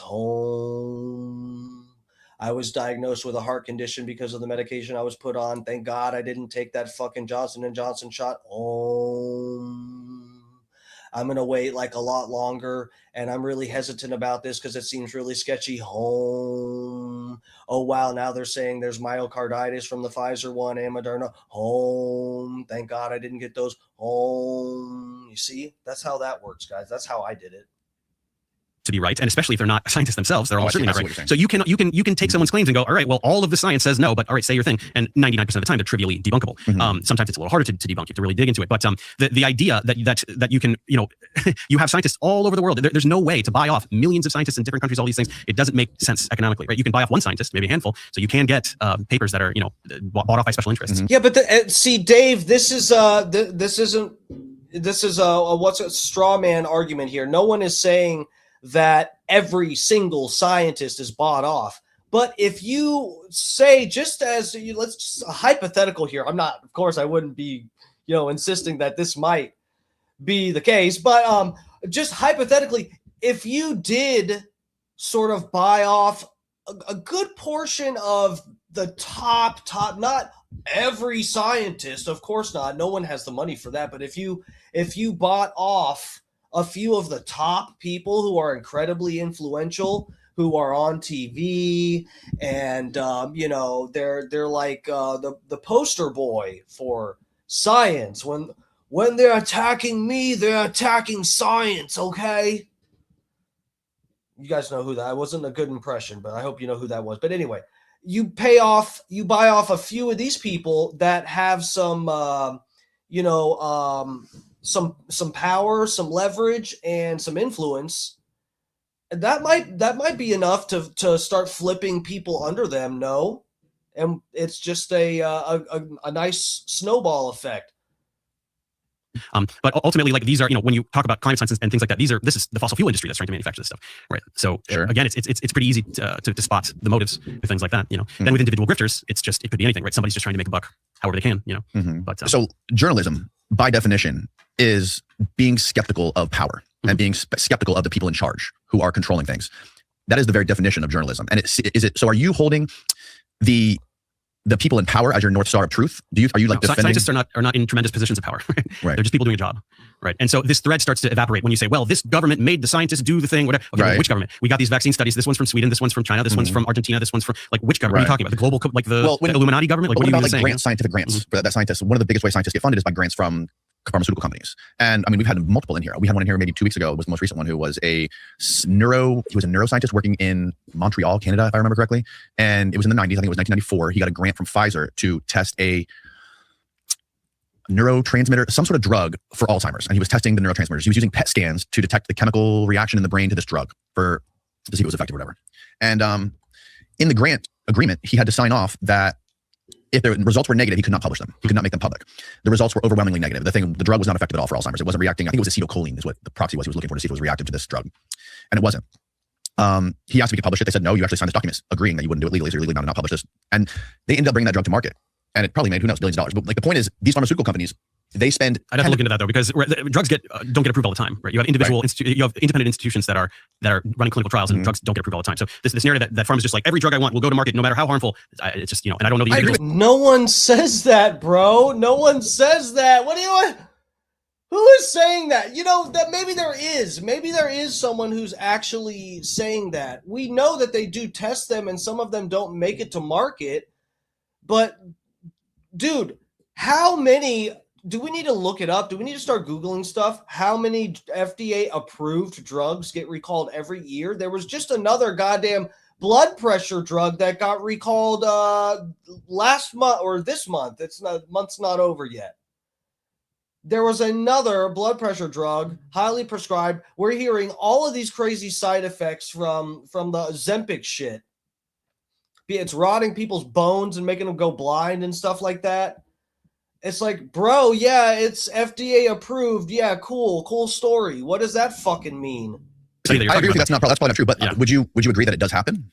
I'm not sure. I mean, you'd have to give me an individual. I mean, you just did, but I'd have to look into it. I'd have to see whether this is just a story or what it is. Because conveniently, I haven't heard of that story. Like, this is part of the reason that it's so disastrous what's happening under this administration, right? Under the guise of protecting public health. You just have RFK just firing half of everybody at FDA, CDC, all these institutions, and all of these deregulations, right? It's actually the precise opposite of what he pretends to stand for, right? These institutions are there to protect us from the private sector, and famously have, right? Thalidomide wasn't approved in America because the FDA wouldn't approve it, this kind of stuff. That's what these institutions are for. So, what would a pharma company do? I mean, first of all, opening itself up to all these lawsuits, so it's not like they've been fucked by lawsuits. Sure, historically. It happens. I mean, and so it's there's more lawsuits against pharma companies. There's more money in settlements from pharmaceutical companies than any other industry, I think, on the face of in the history of humanity. Possibly, and if well deserved, then great. But this painting of pharma as this unbelievable boogeyman with all the money. And guess which company has the largest fine, guys? Do we remember which company that was? Do we remember? Has the largest fine for misrepresenting the effectiveness or the use for their drugs? I don't remember what company that was. I just hope they weren't involved in Operation Retard Speed.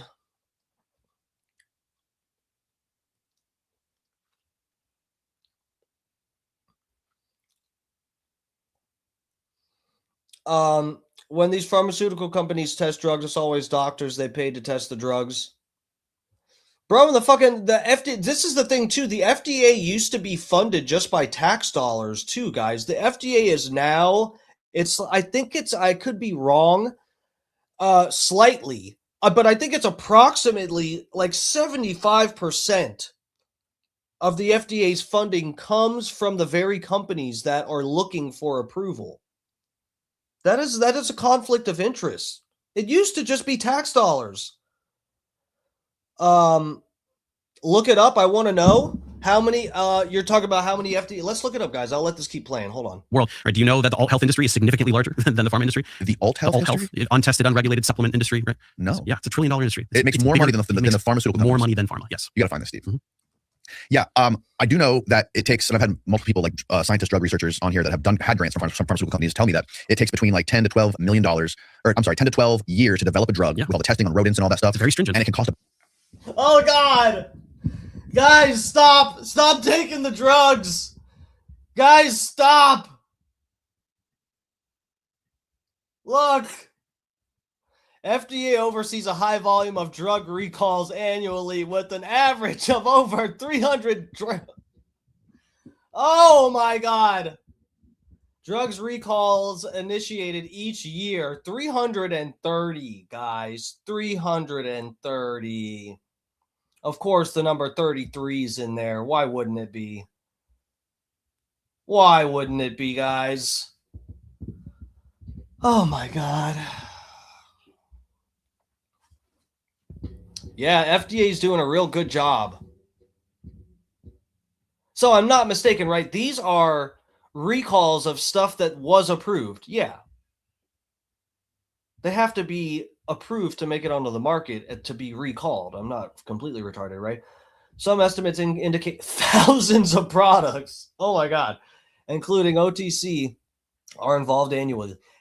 Recalls have fluctuated over the last decade in the major spike in 2015 and a higher of over 1,400 ongoing recalls in 2019.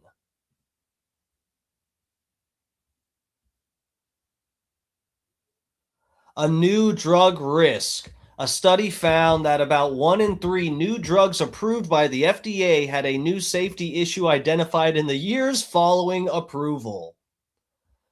I mean, what do you do with this information, guys, right? There's people like me that go, okay, you know what? I think I'm good. I think I'm just gonna, you know what I haven't tried yet is just eating food and not putting fucking toxic shit in my body all day. I haven't tried that yet. Maybe I'll try that for a little bit and see how it goes. It's been going pretty well. But you know what? I mean, dude, this is the thing. I mean, you have to, dude, you got to be careful. What do you do with this? 1 in 3 new drugs. I mean, are they, something's wrong with the system, right? Does Professor Dave think that this is like a well-functioning pharmaceutical system? We have that 1 in 3, 1/3 of drugs that the FDA approves later gets recalled. Would Dave look me in the eyes and say that, yeah, that's how it's supposed to work? Yeah. What are you, stupid? $1 billion. Yes, and only 1 in 10 drugs make the market. Right. So they have a huge financial incentive to push those drugs out and get those drugs out in the marketplace. And you know, famously, there's billions and trillions of dollars of settlements from these pharmaceutical companies having to pay people out for killing people, injuring people, lying to people, their marketing, malpractice. I mean, I don't have to look. You don't have to look any farther than, you know, the opioid crisis. So, I mean, promo, yes. Thanks for pointing that out, Maddie. Promo, yes, fair point. You can't even trust the air or the water. You definitely can't trust a pill. My point is, like, to default, to have that be your default, to want to protect or to fight for those people. You know, you like to want to be the and again, maybe there's going to be some Professor Dave fan that's going to say I'm being completely irresponsible in here. I'm not saying to not take a pill. When we say don't trust a pill, we're just saying don't trust it. Right? I'm not one of the actual crazy conspiracy people that's going to tell you to just like stop taking whatever medication you're taking. I told you what I did. Okay. You might want to pursue another path. I'm saying proceed with caution, and that there's there's an issue here, right? There's an issue. They can't just look at us in the eyes and say, you're supposed to trust the 3-letter agency, silly. You're too dumb to figure it out yourself. And then easily Google that 1 in 3 drugs that they approve for you to put in your body gets recalled later for fucking making someone's dick rot off.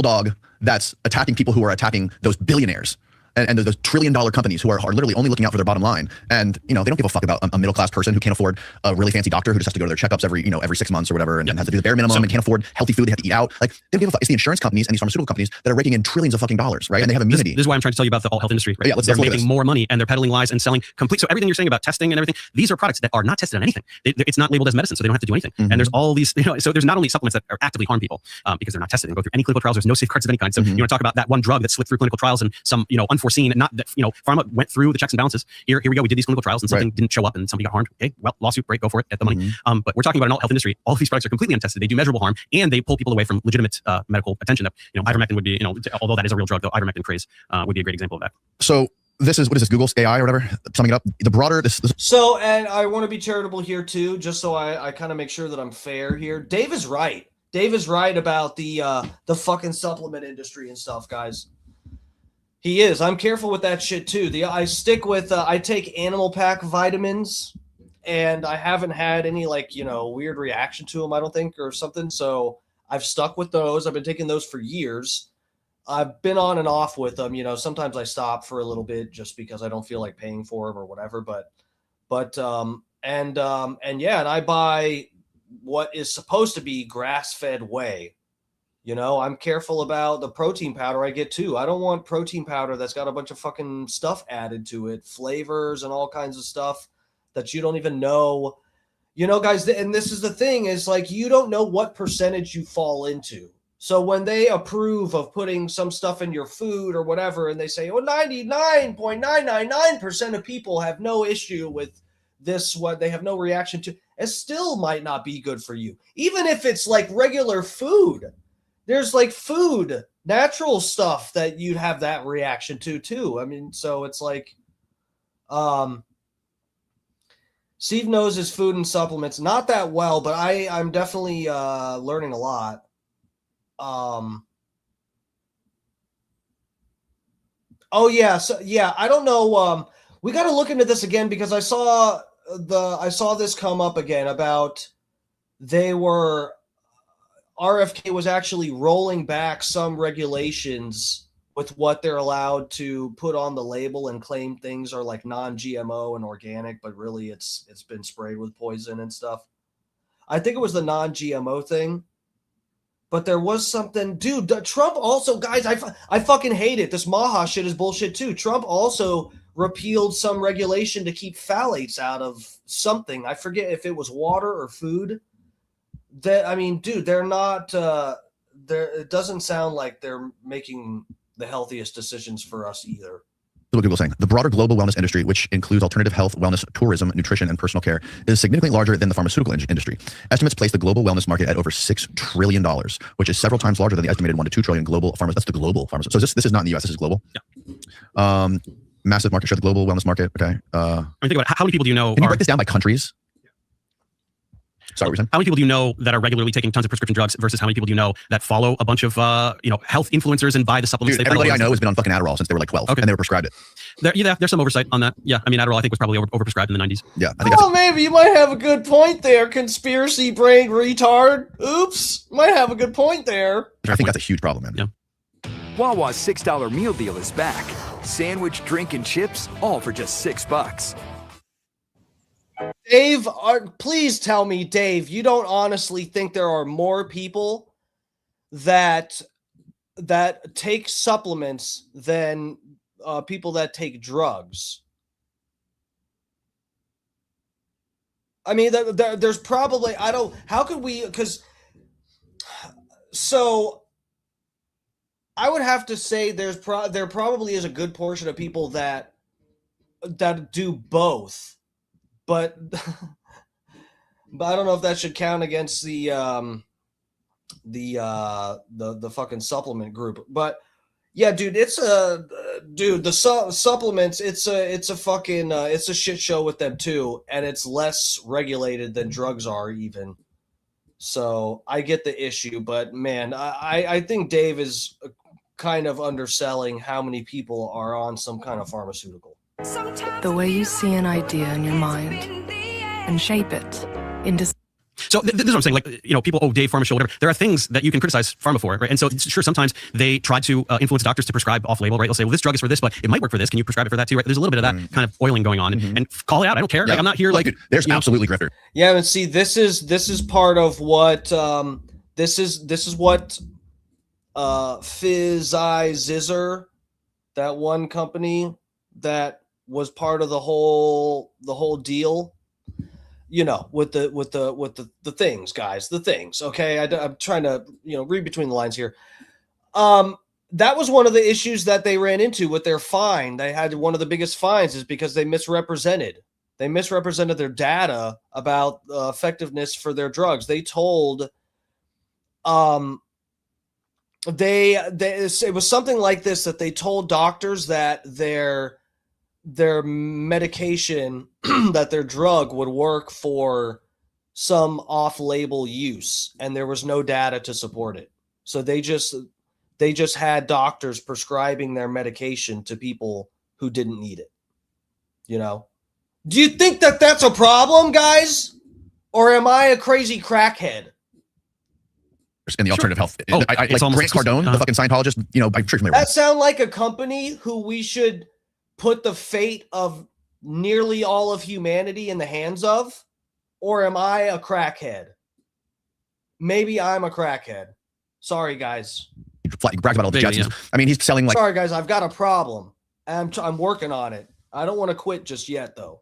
Hyperbaric chambers and cold plunges, and he's calling it 10x health, and like it's just comical. This is what I'm saying, is that this stuff has taken off because of the cartoonish degree to which people vilify pharma. And so look, if I can come back and we can like do a really, really in-depth, give me all the cases you want to talk about. Right. We're staying high level. Yeah. We're not getting in the weeds. Totally. Yeah. But what I'm saying is there are things you can criticize pharma for. Go for it. It's no problem. But the cartoon. See, Dave, I could accuse Dave of doing the same thing that he claims Graham Hancock is doing. Sorry, buddy, you're here defending big pharma, and you're like, oh, well, we don't need to get bogged down in the weeds of specifics here, well, but there are things Big Pharma does wrong. Like, oh yeah, buddy, let's talk about it.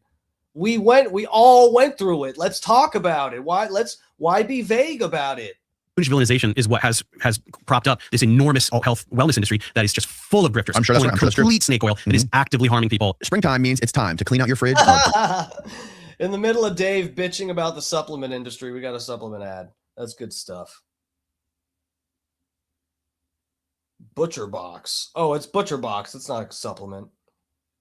.com/Danny. And don't forget to use our link below so they know we sent you. Even the grifters themselves, right? Me and Dan Wilson did a debate against Pierre Corey and Steve Kirsch. I watched that, bro. Yeah. And so one of them, Steve Kirsch, went blind in one eye because of a supplement that Peter McCullough, the Spike Detox supplement. This is a supplement that is completely untested. He took it and he went blind in one eye, and yet he's still on this anti-vaccine crusade, right? Pierre Corey, another guy, just made a boatload off ivermectin. Frontline doctors made a boatload off of ivermectin, saying this is this wonderful cure. Bro, see, that's what... Look, guys, and I'll say this. I learned my lesson with the supplement industry, too.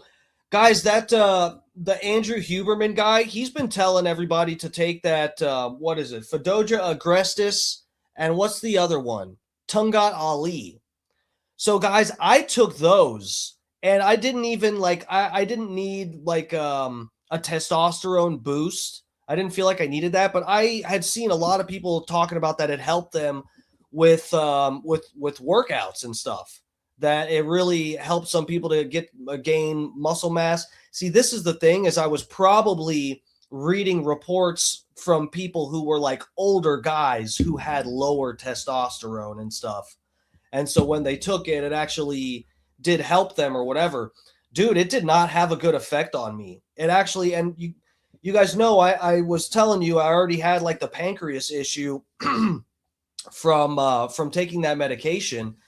And yeah, dude, the Fedoja, I forget which one actually made me feel like kind of funny, and I had to stop taking it. And I was better in 2 weeks. I was back to normal with my fasting stuff.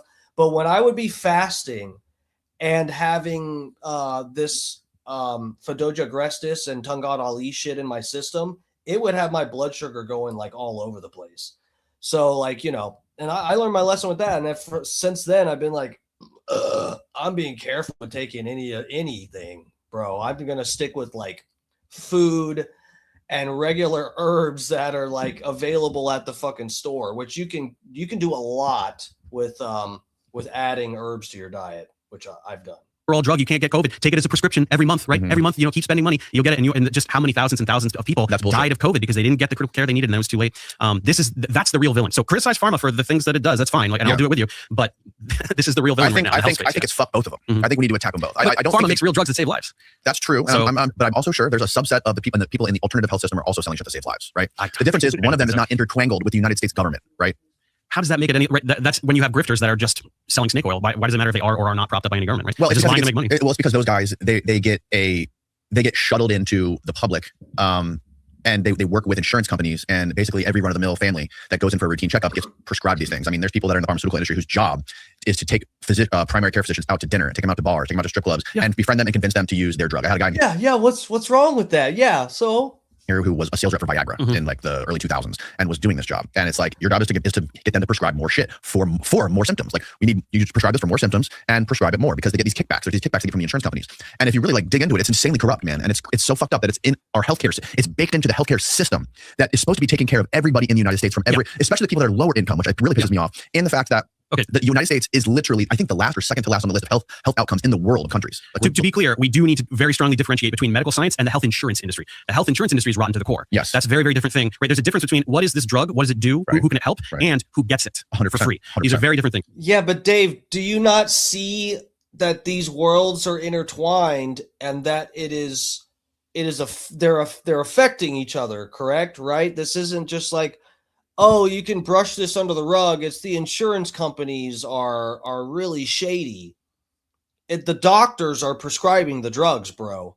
And in America, the only industrialized nation to not have socialized medicine. That's an enormous problem. But you can see how these are contradictory lines of thinking, right? The health insurance industry is terrible because it disallows people from getting the medical attention and the drugs that they need, the ones that work, that actually work, the ones that some would criticize Big Pharma for producing in the first place, right? The health insurance industry, that's where you get the Luigi Mangioni's, you get some vigilante justice going on. Right. So I'm right there with you on the American health insurance industry. Mm-hmm. That's horrible stuff that's going on. That's very different from the medical science, the chemistry, the molecular biology behind what is a drug, is it going to work, right? That all the Hamilton nurses that are working for these companies in their labs trying to.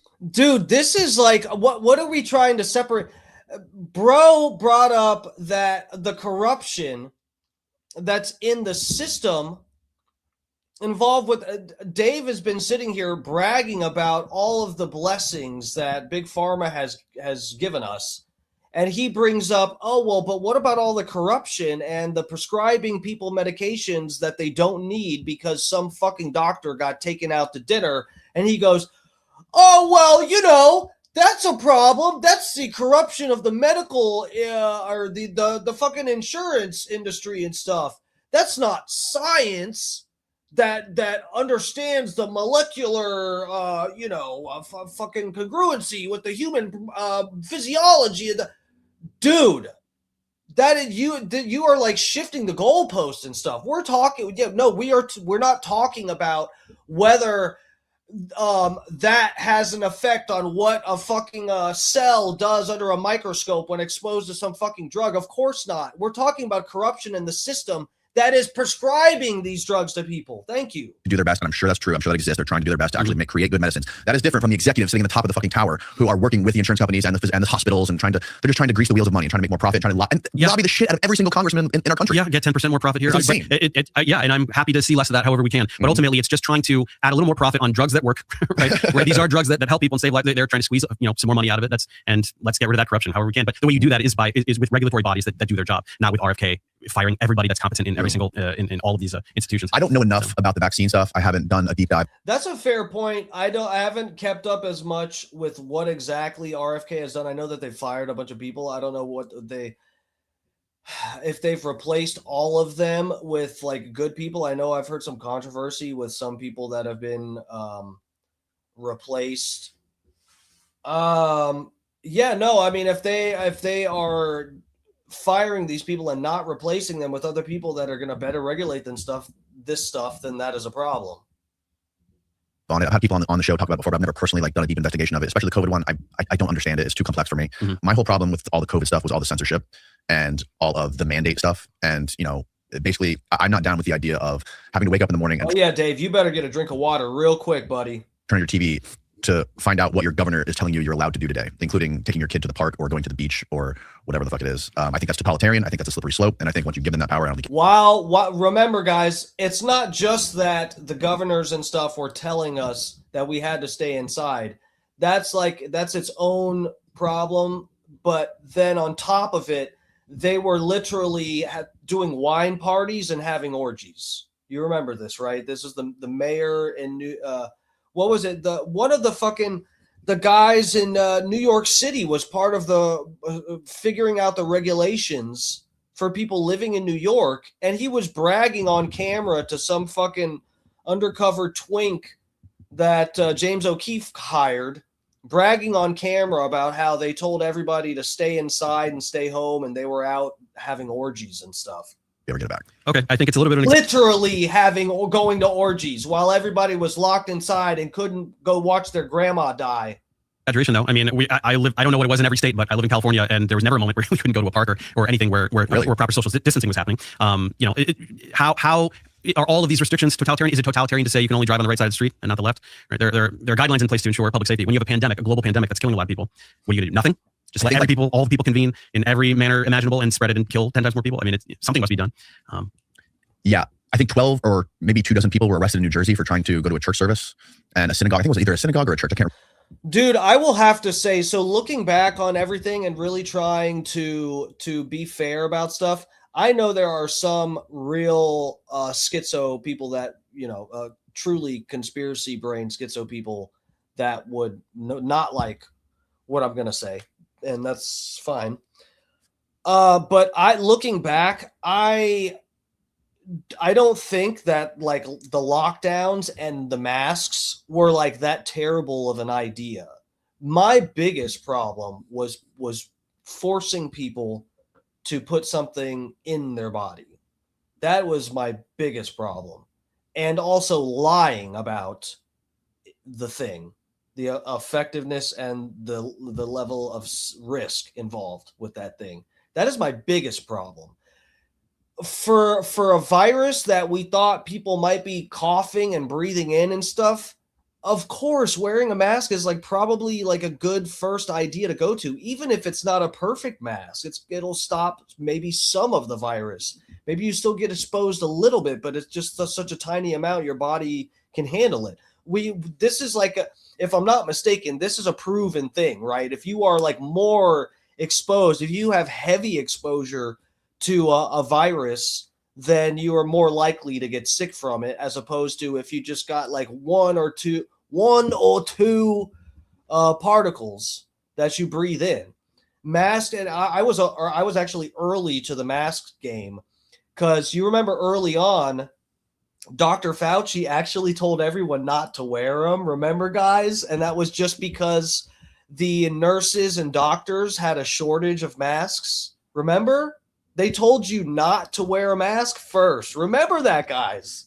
That wasn't because like the science said that they wouldn't work, right? And then they changed their minds. No. It was because the nurses and doctors needed them. So I was actually early. I was one of the first people that was where I posted a picture of myself wearing one out in public and stuff when this was first starting to hit the US and they were telling people not to worry about the masks. I was wearing them because my mom was a nurse and she had a supply of masks. I'll just long story short, she had a big supply of these masks. So yeah. And then also the lockdown at the time, I wasn't a huge fan of it, but you know, if we're trying to be charitable here and whatever, I don't think that it's, you know, it's not such an evil, like fucked up idea to say like, okay, if this is something that seems to be spreading from person to person, if we just kind of pump the brakes a little bit, that might like stop it or slow it down. It won't be able to spread. That's like not a terrible idea. But when you go, here, take this drug, it's completely safe. There's no risk at all. This is the first drug ever of its kind to not have any risk whatsoever. And also, it's 100% effective. You're right. That's also another first in history of drugs ever sold. It's 100% safe and 100% effective. Remember, but it might have been some sort of a temple, and the governor of New Jersey arrested them for trying to go to church. There was beaches here. The beaches here were shut down. You couldn't fucking go to the beach without getting arrested. That's by the that is totalitarian. No matter what your excuse is for doing it, it goes against the Constitution. It goes against the First Amendment in the church scenario. But it has nothing to do. So it's just religious people thinking that they're immune to a pandemic because God, which is ridiculous. And then they convene in large numbers, pass the virus around, and then go out and kill other people. You really can't see the other side of that? I can see the other side of it. If, you know, I understand people were really afraid of it in the beginning. They didn't know what it was. We didn't know if this was going to be like instant death when it touched you. But I'm not religious by any sense of the word. But I understand and I respect that, you know, people have religions and they believe them. It brings sense of community to them, and they have the right, according to the Constitution, the First Amendment, to be able to practice their religion and to convene. You know, what if your religion is to murder people? Should you be allowed to do that? Like with a gun, just go around and shooting people? Okay, that's a reductio ad absurdum. But what I'm saying is that the broader good, the public health, takes precedent over religious liberty, right? You're not free. Like, here's the thing. So with COVID response, there's doing absolutely nothing is insane. Forcing everyone to remain locked in a cubicle for forever is insane. So what do you do? Something in the middle. So if you want to have a debate about individual states' policies and exactly where it landed, you can have that debate. And I don't know what every state did. I know what California did, and to me it seemed extremely reasonable. If you lost a business during that time, you have my sympathy, absolutely. I mean, and you can have a debate. Was a little too much, not quite enough, whatever. But the idea that there should be some kind that it's some kind of constitutional right for religious people to convene and spread a disease that will kill other people. That's but how will it kill anyone else other than people who were there? Because you get it, and then you go out somewhere else, and then you give it to your family members, and then people were meeting. People were gathering during COVID in every state. You know, some people were responsible about it and saw very, very few people, maybe only a couple close friends or something. And then there were very reckless people that changed absolutely nothing about their lifestyle, and those people killed other people. It's absolutely the case. Yeah, millions of people died. You know, I mean, yeah. What is this, Steve? This is about the alternative. Yeah. So what about people that got the jab and then thought they were 100% immune to the virus and couldn't spread it, which is what they told everybody. And then they went out in public because they thought they were protected. No skin off their back, right? The health industry. Right. Pharma is $645 billion. Look at the difference in the U.S. versus Germany. Wow. So number 2 is $99 billion. Pharma is much larger than alternative medicine. That is fucking crazy. Right, but it was a very restrictive list that you just provided, right? Like run-of-the-mill supplements don't even fall into that, right? If you're talking about naturopathy and stuff like that. Well, so he typed in alternative medicine. It's a very but look at what the list was of what was included there. It was very, what else should it have included? The entire supplement industry. Ask if this includes the supplement industry or the unregulated stuff. But are all supplements herbal medicine? That's not. No, that's not for sure, no. Right? So look, I mean, you don't need to convince me that pharma makes a lot of money, right? It's a gigantic industry. Right, but it's certainly not bigger than alternative in the U.S. according to that. We haven't included supplements. But that's why I said it's a restrictive list. But yeah, I mean, yeah, and so money, so what is your position on censoring? Danny's doing really good, guys.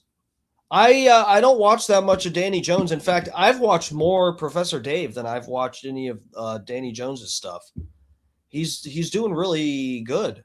This is a good productive, I think, conversations. Speech when it came to dissent on the whole COVID narrative and alternative medicine and stuff like that. I wasn't familiar with a lot of it. I mean, I don't think, like, are you talking about like Twitter and stuff? Like, were tweets deleted or something? Or? Tweets deleted, YouTube, certainly lots of YouTube channels were deleted of practicing physicians who were talking about treating COVID and offering advice on how to treat it, how to take care of it. There was lots of doctors who had treated thousands of patients themselves and had YouTube channels and were talking about what they were doing, what the results were, and they had their YouTube channel shut down. I personally had people on the show talking about it and had those episodes taken down and gotten channel strikes because of the reason YouTube gave me was medical misinformation. Yeah. They were professionals, academics. But there are professionals that engage, in this. That's the. Yeah, this is one of the things too that upset me was that this wasn't considered for a lot more people. Natural immunity.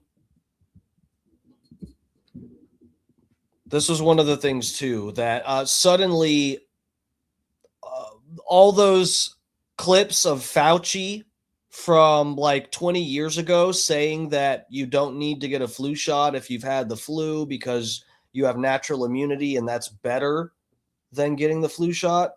All of those are debunked apparently, and they're no longer valid. The whole scientific consensus completely debunked natural immunity out of nowhere. It was just like so weird, It was totally not just to sell some shots, though. It was really like, they thought about it. Problems you have doctors that get into this grift, right? Paul Merkin, Pierre Corey, and Peter McCullough, and then Avi Loeb, and there are professionals that engage in grifting. So it's not always Billy Carson, some joker or whatever. Right? You can have people in the highest echelon of academia that engage in grifting. So I'm under everything that was labeled as medical misinformation was right. Now the other question is, should it have been censored? That's a more delicate question. I don't know. I'm pretty neutral on it. I think it is for the public good that it got censored. But do we want that in general? I don't know. To me, I go the completely other way. I'm not really interested in what is censored or what is not censored or whatever it is. I am more interested in flooding the internet with factual information that debunks all the grifters. That's what I want to do. That's what I want to see. Yeah, but what if you were getting censored for that? But in what way?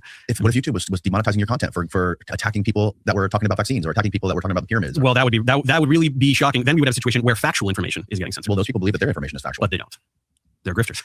So this is why. See, this is what I'm talking about, dude. I don't think you guys were talking about emailing Dave. He would probably try to find some way to say that I'm just a grifter or a troll or something. I don't like this dismissive stuff. This dismissive attitude, bro.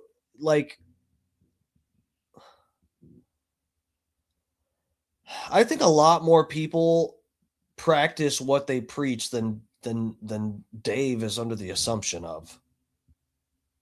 You have to dig into it, right? So I spend a lot of space on alt health because you do they are professionals and everything they say, it requires a lot of investigation into primary scientific literature, right? There has to be content that does a deep dive on this stuff to show you, to illustrate. And you can pick any handful of these guys and I'll come back with a presentation to convince you that they're grifters, right? But can you see the 3rd, 4th, 5th, and 6th level domino effects of censoring content online based on maybe something legitimate, maybe negative misinformation that could harm people? Do you see what can happen down the road with that? So yeah, a couple things. Number one, I do see that because then there's a lot of nuance, right?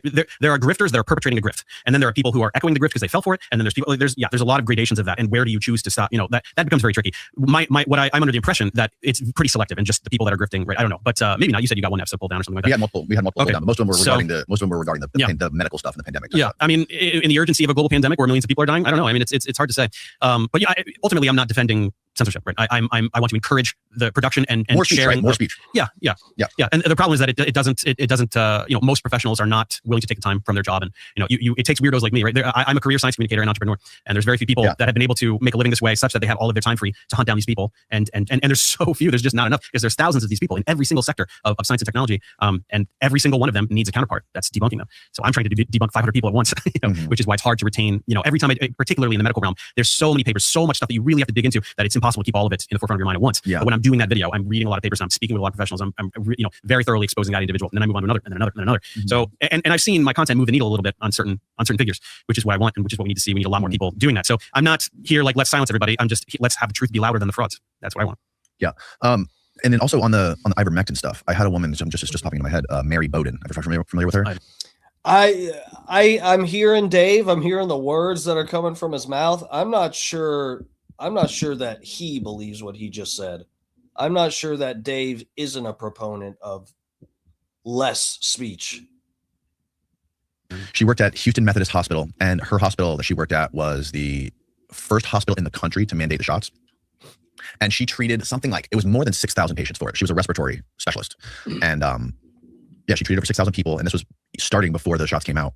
And she was using all of the recommended treatment. She was using a lot of monoclonal antibodies, which she said were very effective. She was very skeptical about the ivermectin.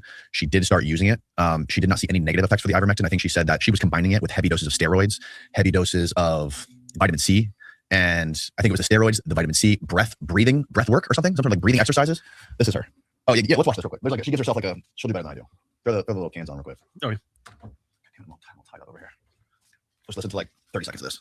You're an ENT. She normally doesn't get involved anywhere close to the vaccine issue. And guess what? So guys, this is like Dr. Dan, and it's pretty crazy. Guys, if you weren't, this is one of the things that I was very happy to be part of the Bubba Army during all of this craziness, is because Bubba had Dr. Dan and still does have Dr. Dan on his show at least bare minimum 2 days a week. And guys, what if we were not watching that show?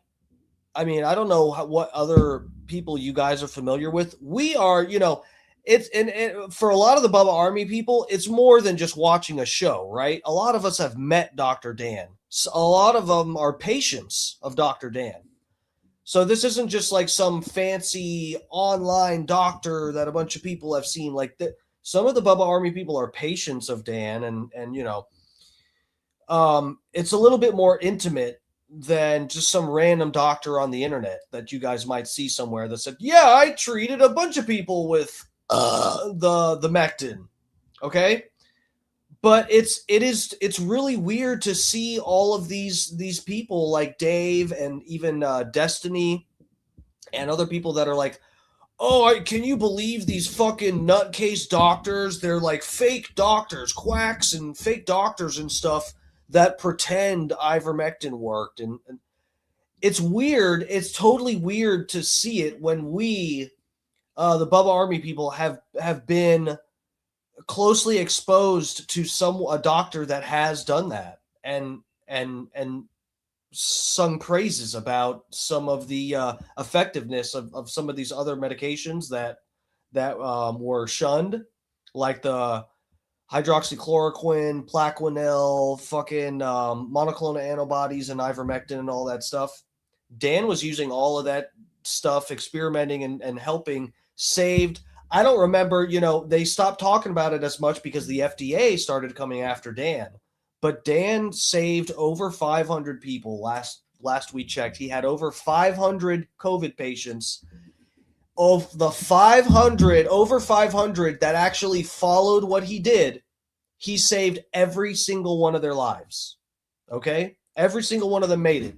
The one COVID patient that died was who was it was a friend of Bubba's or something from the racetrack or something, and he didn't do what Dan told him to do. He didn't follow the protocol, so he didn't make it. But every single person that followed Dan's protocol healed up, and so it's weird. It's like You know, it's a weird thing that's easy for the fucking Professor Daves and the Destinies to push this. They've probably got some study somewhere, some data that I haven't looked at. Dr. Dan has his data. And every time that they had a problem with a pharmacy that wouldn't prescribe the ivermectin, he would send over the studies and tell them to shove it up their ass. And you know, and he got people their ivermectin. She is knee deep in this. Right. So Mary, I know we're like almost an hour into this podcast, but let's give you like a brief introduction, like your background. Right. So I went to Stanford. I'm an ENT. And I kind of stumbled in. I had patients. It's freezing in here. We got cold chills. I'm feeling cold chills too. Icy's in here. That's why. God damn you, Icy. You're getting everybody cold chills. Welcome, Birdie. What's up, lover? Coming to me because no one else would treat them. And I'm an expert in respiratory diseases, so it makes sense. And because I didn't shut my doors, people started coming to me. And initially I tried hydroxychloroquine, but as soon as President Trump mentioned it as an option, it got shut down. I mean, literally the Texas State Board of Pharmacy sent out a letter prohibiting us from prescribing it. So then I moved on to monoclonal antibodies, and those worked great. People turned around very quickly, and I get unlimited supply. Well, then the government shut that down, and that was right around when Biden mandated the COVID shots. They shut down monoclonal antibodies. It was an orchestrated effort. And so I started using ivermectin, and I found that ivermectin worked. I was a little nervous that it wouldn't because monoclonal antibodies worked so well. But what I did find, I found it worked. And so I treated over 6,000 patients. When you see that high volume, I mean, that's something I'll never again experience in my career. I mean, usually I see a wide variety of issues as an ENT. Never had such a large volume of the same disease in such a short period of time, and you become an expert in it. And I started speaking out, and of course, I got ridiculed, smeared, canceled. I'm still fighting for my medical license, so I put everything on the line to tell the truth. And I think that brings us to another point: is that all these people, all these doctors, she's fined tens of thousands of dollars. They tried to take her medical license, and she was getting, she wasn't invited to any dinner parties anymore in Texas. Like she had nothing to gain from it. But very convincing. I understand that narrative. It's whether it's a narrative or it's her actual experience. I mean, it's possible that she's telling the truth. But I understand. Dave just thinks it's a funny story. Dude, it's wild. I mean, I get it. It is just a story, but has somebody debunked it? Or what? Are you just gonna say nuh-uh? Like none of the scientific journals have published any sort of studies that say ivermectin is effective, right? They none of them do. I listened to your interview with Pierre Corey, and I listened to other interviews, and that's what people seem to be frustrated by, is that there's no like placebo-controlled trials that say that it did work for it. Some things are out of reach. I'm on Mars! But a card with access to exceptional benefits isn't one of them. So, guys, I could be mistaken. The studies that Dr. Dan, I'm going to have to get a hold of Dr. Dan. I've got his number. I'll text him. I wish I was prepared. If I would have known they were getting into the Mectin stuff, which I should have known, guys. I should have known. But I should have gotten a hold of Dr. Dan and had him send me his stuff over. But if I'm not mistaken, the studies that Dan, the data, whatever studies or whatever the fuck that he sent, I think was more to prove that it wasn't unsafe to use the ivermectin for this. Because I think that was one of the things that the pharmacies were fighting him on, because he would put the dosage of the ivermectin on the prescription pad, and the pharmacist would be like, we're not prescribing this. This isn't a safe whatever. And Dan would have to, if I'm not mistaken, he was mainly sending them data on it not being unsafe at the levels that he was going to prescribe. Maybe it wasn't studies based on the effectiveness of the ivermectin to treat the cocoa. I don't smoke in front of the family. I had it because I'm a right. They're always using very shady trials, very small cohort, no controls. The first one was just like high dose in vitro, which is not applicable to a human system. It just the kernel that they used and then expanded upon was not legitimate. And then mountains of legitimate science is done after the fact because of the fervor that crops up to demonstrate conclusively that it is not effective, both ivermectin and hydroxychloroquine. And so all you can do against this mountain of science that's performed all over the world, all these different countries, all over the place, is just go big giant conspiracy, pharma paid the blah blah blah whatever. That's all you can do. But what about people like her who treated over 6,000 patients, and she did say that it worked in combination with vitamin C, monoclonal antibodies, steroids, all that. Okay, so what's the difference between that and it didn't work at all and other things worked? You know what I mean? Yeah, that means that there's other factors. So maybe ivermectin or Plaquenil, hydroxychloroquine, whatever, which one we're talking about here, maybe they don't properly work if you don't have the right levels of vitamin C and some. This is one of the things that I think was early on that they figured out that didn't.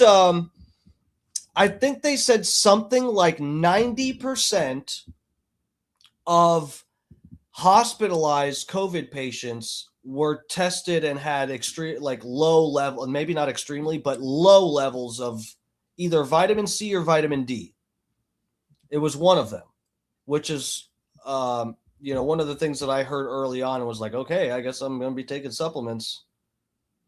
But so that might be a factor. So yeah, the cute smile, Dave. But yeah, in these studies, if they're not doing what the doctors are, if these doctors are having success with the drug and the way that they're prescribing it is different than how they do the studies, right? Does that make sense why the data wouldn't be in agreement with what the doctor's actual results in real life are getting? And then which are you going to listen to more? Some study that is in some controlled environment with all these other factors weeded out, or a doctor that has dealt with a bunch of these different factors and has found some combination that seems to work for their patients? Who are you going to listen to? That's up to you. I'm not saying which one is better. That's up to you. Like that's not how you do science, right? You don't go, I gave them 5 things and they got better, so this one must have worked. Right? That's not how science works, Sure. No, but saying that is part of. No, we're not saying that that's science, Dave. We're saying that this is practicing medicine, right? These are doctors practicing medicine. No, we're not saying that this is rigorous science in a controlled environment. You're right on, Dave. You got it. To do very rigorous trials where you control every single variable, right? This is how you test drugs. So do you ban ivermectin? Is that the answer? Well, first of all, absolutely not, because it's a legitimate drug. Should she be allowed to give it to prescribe to her patients? I don't know how bureaucratic stuff works, but I definitely would look down on any doctor that was prescribing it for COVID because it was shown to not work conclusively. That and hydroxychloroquine, and that is when those drugs enter the alt health space. That is, so that's what I want to say about that. I mean, she wasn't on like ivermectin's payroll or anything like that. She didn't make it. Well, okay, first of all, you don't know that. Right? You have all of these, the frontline doctors, these organizations. I don't know who that person is. I don't know what her affiliations are. It's very easy to just present yourself as the underdog fighting the big bad system. But all of these people. So we're looking at the list of alt health versus pharma. Yeah. Ivermectin and hydroxychloroquine are pharmaceutical drugs that have purpose, right? Ivermectin, great Nobel Prize winning drug that eradicated a particular kind of parasite, does fuck all against COVID, but it's a great drug that has a purpose. But then when you take it and you're prescribing it for something that it does nothing against, that's all health. That's when you get into this all health wellness space, and you have all these doctors, frontline doctors, that are getting rich because they're telling people, you don't do what the big bad government says. I'll send you this in the mail every month. You give me $90 or whatever, and I'll send you this in the mail. Right? That qualifies as all health. And there are a lot of people who got really, really rich. Yeah, well, that's shitty. When you're starting a pyramid scheme on selling ivermectin, you're not necessarily a pyramid scheme, but just whatever. It's whatever sort of recurring shit. People are grifters. It is. Yeah, I would agree with you there. But at the same time, like again, I can't for a second. But what if the doctors are going, hey, try this ivermectin. I'm also going to have you take this other stuff. I've had a few patients we've experimented with, and they seem to do good with the vitamin C, the ivermectin, and the whatever. And so what's wrong with that? How is that any more irresponsible than other doctors not giving a fuck and just prescribing some off-label shit for some FDA drug that's going to get recalled 1 out of 3? And bring myself to be able to defend companies like Pfizer, who are fucking sponsoring every single news station and newscast that's telling you that we have to stay indoors, you have to go get your shot, do all this stuff. By the way, we're sponsored by Pfizer. But trust me, even if they were paying us millions of dollars, we would still tell you the truth if we thought the stuff was bad. Like, get the fuck out of here. Okay, but stay indoors and get a vaccine. What's wrong with either of those things? Like, what's bad? Because people need sunlight, Dave. Vitamin D. We've already talked about this. The staying indoors, banning people from going to a beach. You think that's a good idea, Dave? About that messaging? Well, the question is, do you trust the media and do you trust the government? Do you trust these trillion-dollar corporations? Like, if you look at history and you read history, go look at the Iraq War. Do we trust these people? Okay, geopolitics is it's the news. It's the news is selling it. Sure. But the fact remains that money can't change the laws of physics or the laws of molecular biology and what a disease. It can't change what a pathogen is and how it kills you and what will cure it and what will defend. Right? These are all realities of the natural world, and this is what scientists seek to study. So you can find a media distortion, you can find a special interest group, you can find these things, but ultimately, what a disease is and what cures it cannot be manipulated in that way. Right? And you have scientists all over the world that are studying this stuff. That's why, again, I'm going to keep bringing it back to this. The consensus of the global scientific community is what you go by. When you have somebody that's contradicting that, you want to be skeptical of that person. Right? So ivermectin doesn't work against COVID, not because Pfizer said so. It's because all of the scientists all over the world say so. Right? There's a big difference there. Omnium muscaria is the third most popular microdosed psychoactive in the U.S. with over 3 million. Yeah, so this really, it's like, who are you gonna trust? The scientists that, again, are doing these studies that where they're implementing the ivermectin in a way that is different from the way the doctors are doing. Dude, that's the same. Honestly, guys, that's you could make a similar argument for getting the damn jabs. You could make a similar argument and say they did them different. They gave you the jabs differently when you went to go get one than if you were in the study. If you were in one of the studies for the jabs, they aspirated the needles. And you know what that means, right? Students, that is where, if I'm not mistaken, that's where they actually draw back with the needle a little bit to make sure that they didn't hit a vein. Okay? Because the vaccine's not, oops, I said it. The jab is not supposed to go into your vein, right? It's not, okay? The studies, when they tested these on people, they aspirated the needles to make sure that they didn't hit a vein, all right? But they literally told, I don't remember who these instructions came down from, but the people administering those things, the jabs, were told to not aspirate the needles because they didn't want people to see blood when they were getting the jab and then get scared and not come back for a second jab. That's literally what was said. So you think is it crazy to think that could there possibly be some side effect that some people might have in their vascular system, guys, if you are not aspirating the needles and making damn sure that you're not hitting veins? You think there might be some problem in the fucking veins and arteries that people might get because they accidentally hit a vein? I don't know. Something grow in your artery or something? AIDS blood. Dude, and you know what's funny too?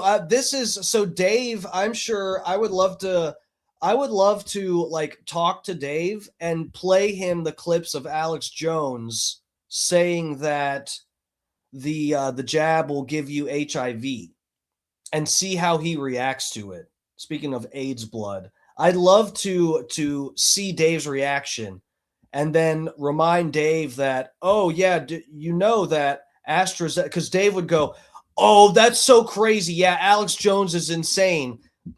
That's the craziest thing I've ever heard. Obviously, that's not true that any of the jabs give you HIV. That's insane talk. But Alex Jones was like closer to the truth than what the mainstream was, saying that's absolutely false because the AstraZeneca one made people test positive for HIV because they used part of the HIV virus in the construction of the Vizaxizine. So Alex was partly right. It didn't actually give people permanent HIV, but he was on to something. He got word of something, and it was closer to the truth. The mainstream was telling you there's nothing to worry about. That's crazy. You asked any doctor, they would have told you that that's crazy, but that happened. And I think it was Australia where they did the AstraZeneca. It made people test positive when they got an HIV test. And if you're like, hey, whatever, I'll test positive for AIDS one time and then I'll probably be fine for the rest of my life. Hey, it's up to you, buddy, right? You're a scientist. Go get the AstraZeneca, dude. It's no problem. Million people using it. That's more than LSD or DMT. But there's a wave of dangerous gas station fakes out there, so who knows how many people were cheated out of the real deal. Amintara is the complete opposite of those scams, which is why I only trust Amintara. I never would have even touched Amanita muscaria if it weren't for Amintara. They are the trusted Amanita supplier in the US, totally legal. Bro, Amanita muscaria, let me say, I don't know about this website, but I've done these a few times. They're pretty cool. It's like a dulled down digestible version of salvia. A slower, like slowed down, calmer version of salvia. Order. So I just question it when most of the scientists are paid by the pharmaceutical companies. Well, they're not. How do we know?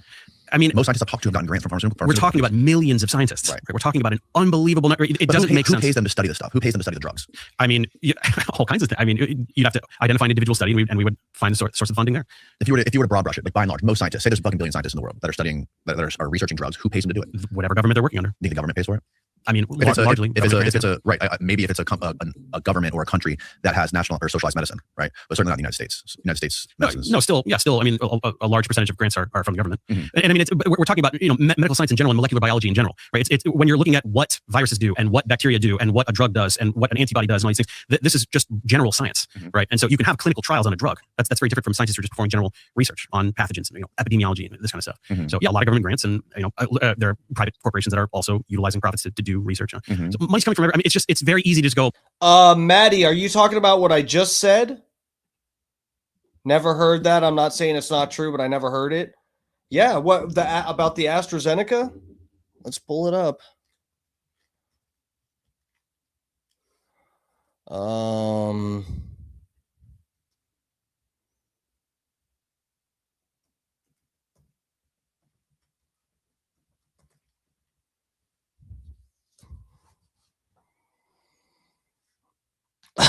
Here we go, guys. Get you over to this tab. Let me go down here so you can read as much as possible. Oh, here we go. I went to the wrong tab. Here we go. A separate Australian developed Kizovizid Nizine Vizaxizine candidate, not the Oxford AstraZeneca vaccine Vizaxizine, was abandoned in 2020 after causing false positive HIV tests, guys.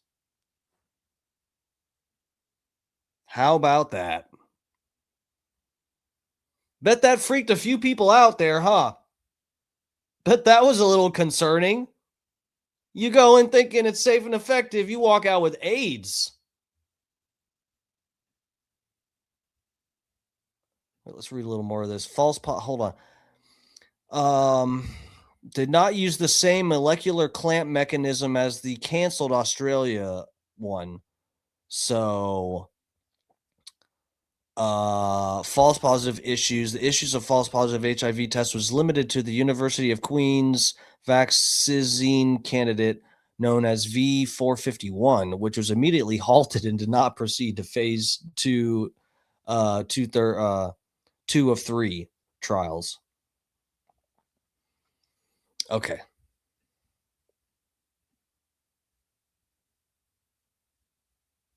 Fun stuff, huh, guys? Money. Okay, money. It's the number one common denominator with most of the stuff. And it doesn't have to be just like financial incentives. It can also be like personal vendettas. Yeah. I heard you talk to Hamilton about this, and I've heard you talk to me about this on this podcast. There's like a really famous psilocybin study or MDMA study where there was this rich family who literally paid millions of dollars to buy podcasts and propaganda to sabotage this MDMA study and like the public perception of MDMA. It's very interesting because a bunch of people left comments saying that was not true. And I didn't look into it further, so I'm not sure. Yeah, I don't know. I mean, there's a guy I've had on the show many times. He's a journalist, and he follows all the psychedelic stuff. He follows like every single psychedelic study. He's very skeptical of the whole industry. And he was a part of a really early psychedelic study in like the 90s, I think. I don't think anyone. There's not so many people that are denying just by and large that psychedelics have no therapeutic application. I think the vast majority of the scientific community is on board with that. The story was with this on this specific case was and they threatened to sue Hamilton over this because he exposed it. Was that there was this study that was going on with MDMA. And there was this guy who was really old, he was a Holocaust survivor. Some of the girls that were involved with this study somehow met him and started giving him MDMA, and he's like turned his life around. He was like in his late 90s and he was loving it. He was loving his girls. I'm sure they were like banging him or whatever, and they were also giving him MDMA. Yeah. And he's like, fuck, I love this. How much money you guys want to sponsor your MDMA study? And the granddaughter of this guy was like, what the fuck? He's giving these MDMA whores my inheritance. So we really need a bit power slide. Check this out. I got to get out of here in a minute, guys. Decided to take a bunch of her money to sabotage their stuff. So like, it's not like some big cabal. It's not some big organization that's just trying to make profit. It's just a personal vendetta. But like, it's about money at the end of the day. Yeah, and there are frauds within the medical establishment as well. Andrew Wakefield was bribed £500,000 to pen the Lancet study. Andrew Wakefield penned the 1990s Lancet study that started the whole vaccines autism craze that will never go away. I don't know anything about that. Oh, it's a whole saga. I mean, he's like the most major figure in the anti-vax movement. Sort of catalyzed from the mid-90s much of what is happening now. But that's what I'm saying. He was a doctor. He was a gastroenterologist. Like, it's possible that it's humans. It's society. There's people. There's politics. There's stuff going on at all times. Right. There's money over here. There's money over there. That's just life. That's just reality. Right. You know what I mean? Sure. But that's human nature. Yeah, the problem is, and there's no problem in going, this individual instance of fraud occurred. Let's expose that and let's dish out some justice there. The problem is when you have the all health space just relentlessly spinning this overblown villainization of pharma while they are making enormous amounts of money peddling snake oil. I mean, it's that. Dude, that's not an unfair point, but I just don't. I feel like I feel like the point is lost in the fact that you don't see much charitability. I mean, he's being fairly cool now, but you don't see much charitability from Dave. Like he will say, oh, well, yeah, there's these individual instances where there's some corruption, or this one drug got approved by the FDA. 1 out of 3, but still one drug that got recalled because it was killing people after the FDA approved it. Yeah, there's those singular cases, but then he will disconnect that from people saying, yeah, that happened. So I can no longer just blindly trust the medical industry and these 3-letter organizations. Yeah, that's how that works. What there's nothing confusing about it. You can it's like Dave will refuse to uncouple that from the 100,000 fucking retards pumping supplements, while also saying you can't trust the medical industry. He can't uncouple it. That's the main take-home message here. Mm-hmm. I mean, it's going to happen. You're going to get bad apples. It's like, would you rather have 3 news channels that are feeding you all your information and you can't get it from anywhere else, or would you rather it be open season where everyone can go out and find information? You have to use your brain to figure out what's bullshit and what's good. Well, and the latter is the situation that we have now, and unfortunately, an unbelievable percentage of the media landscape is lies. So yeah, it's a good point, right? Yeah, when you have 3 news channels, does that mean that there was, and it was very, very respectable fact-based journalism? Doesn't mean there's no propaganda, right? Of course, there can be propaganda that's just like, there's a whole genocide happening over here that no one is talking about, right, and you'll never know about it because it's not on the news. 100%, that's absolutely was the case. And now you can't hide a genocide. Everyone's got a phone. All right, guys. So yeah, we gotta get out of here. I gotta get out of here. I still got to eat dinner and get ready for bed, and I got a long day of work ahead of me tomorrow. Just closed out all the tabs. And ain't going back now. Ain't no going back now.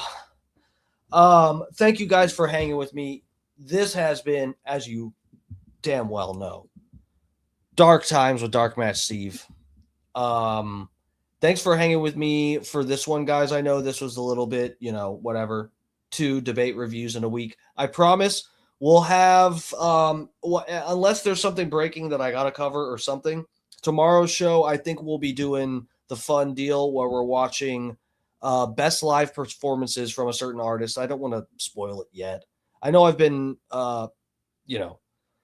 advertising that for like 2 weeks now. We got to get to it before I start losing track of all these things that I save. So anyway, we'll probably get to that tomorrow. But either way, we'll get into something fun tomorrow. We'll see about it, guys. I should be on like the regular time around 8 p.m. Eastern time, something like that.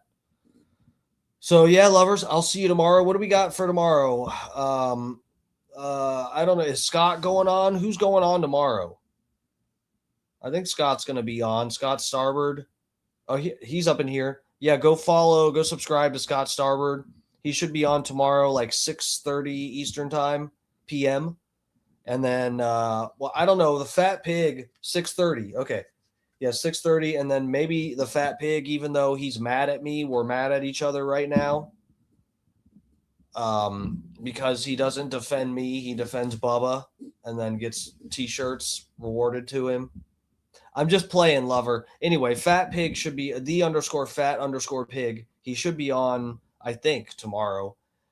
His time slot is normally around 3:30 p.m. Eastern time, but go check out his channel. He's kind of like, he'll be live on other people's channels and stuff too all the time. So go check him out over there. But either way, yeah, lovers. Thank you, Maddie. I appreciate it. Icy, thank you guys. Everybody, thank you for hanging. I will see you guys tomorrow at some point. Mwah. Hi.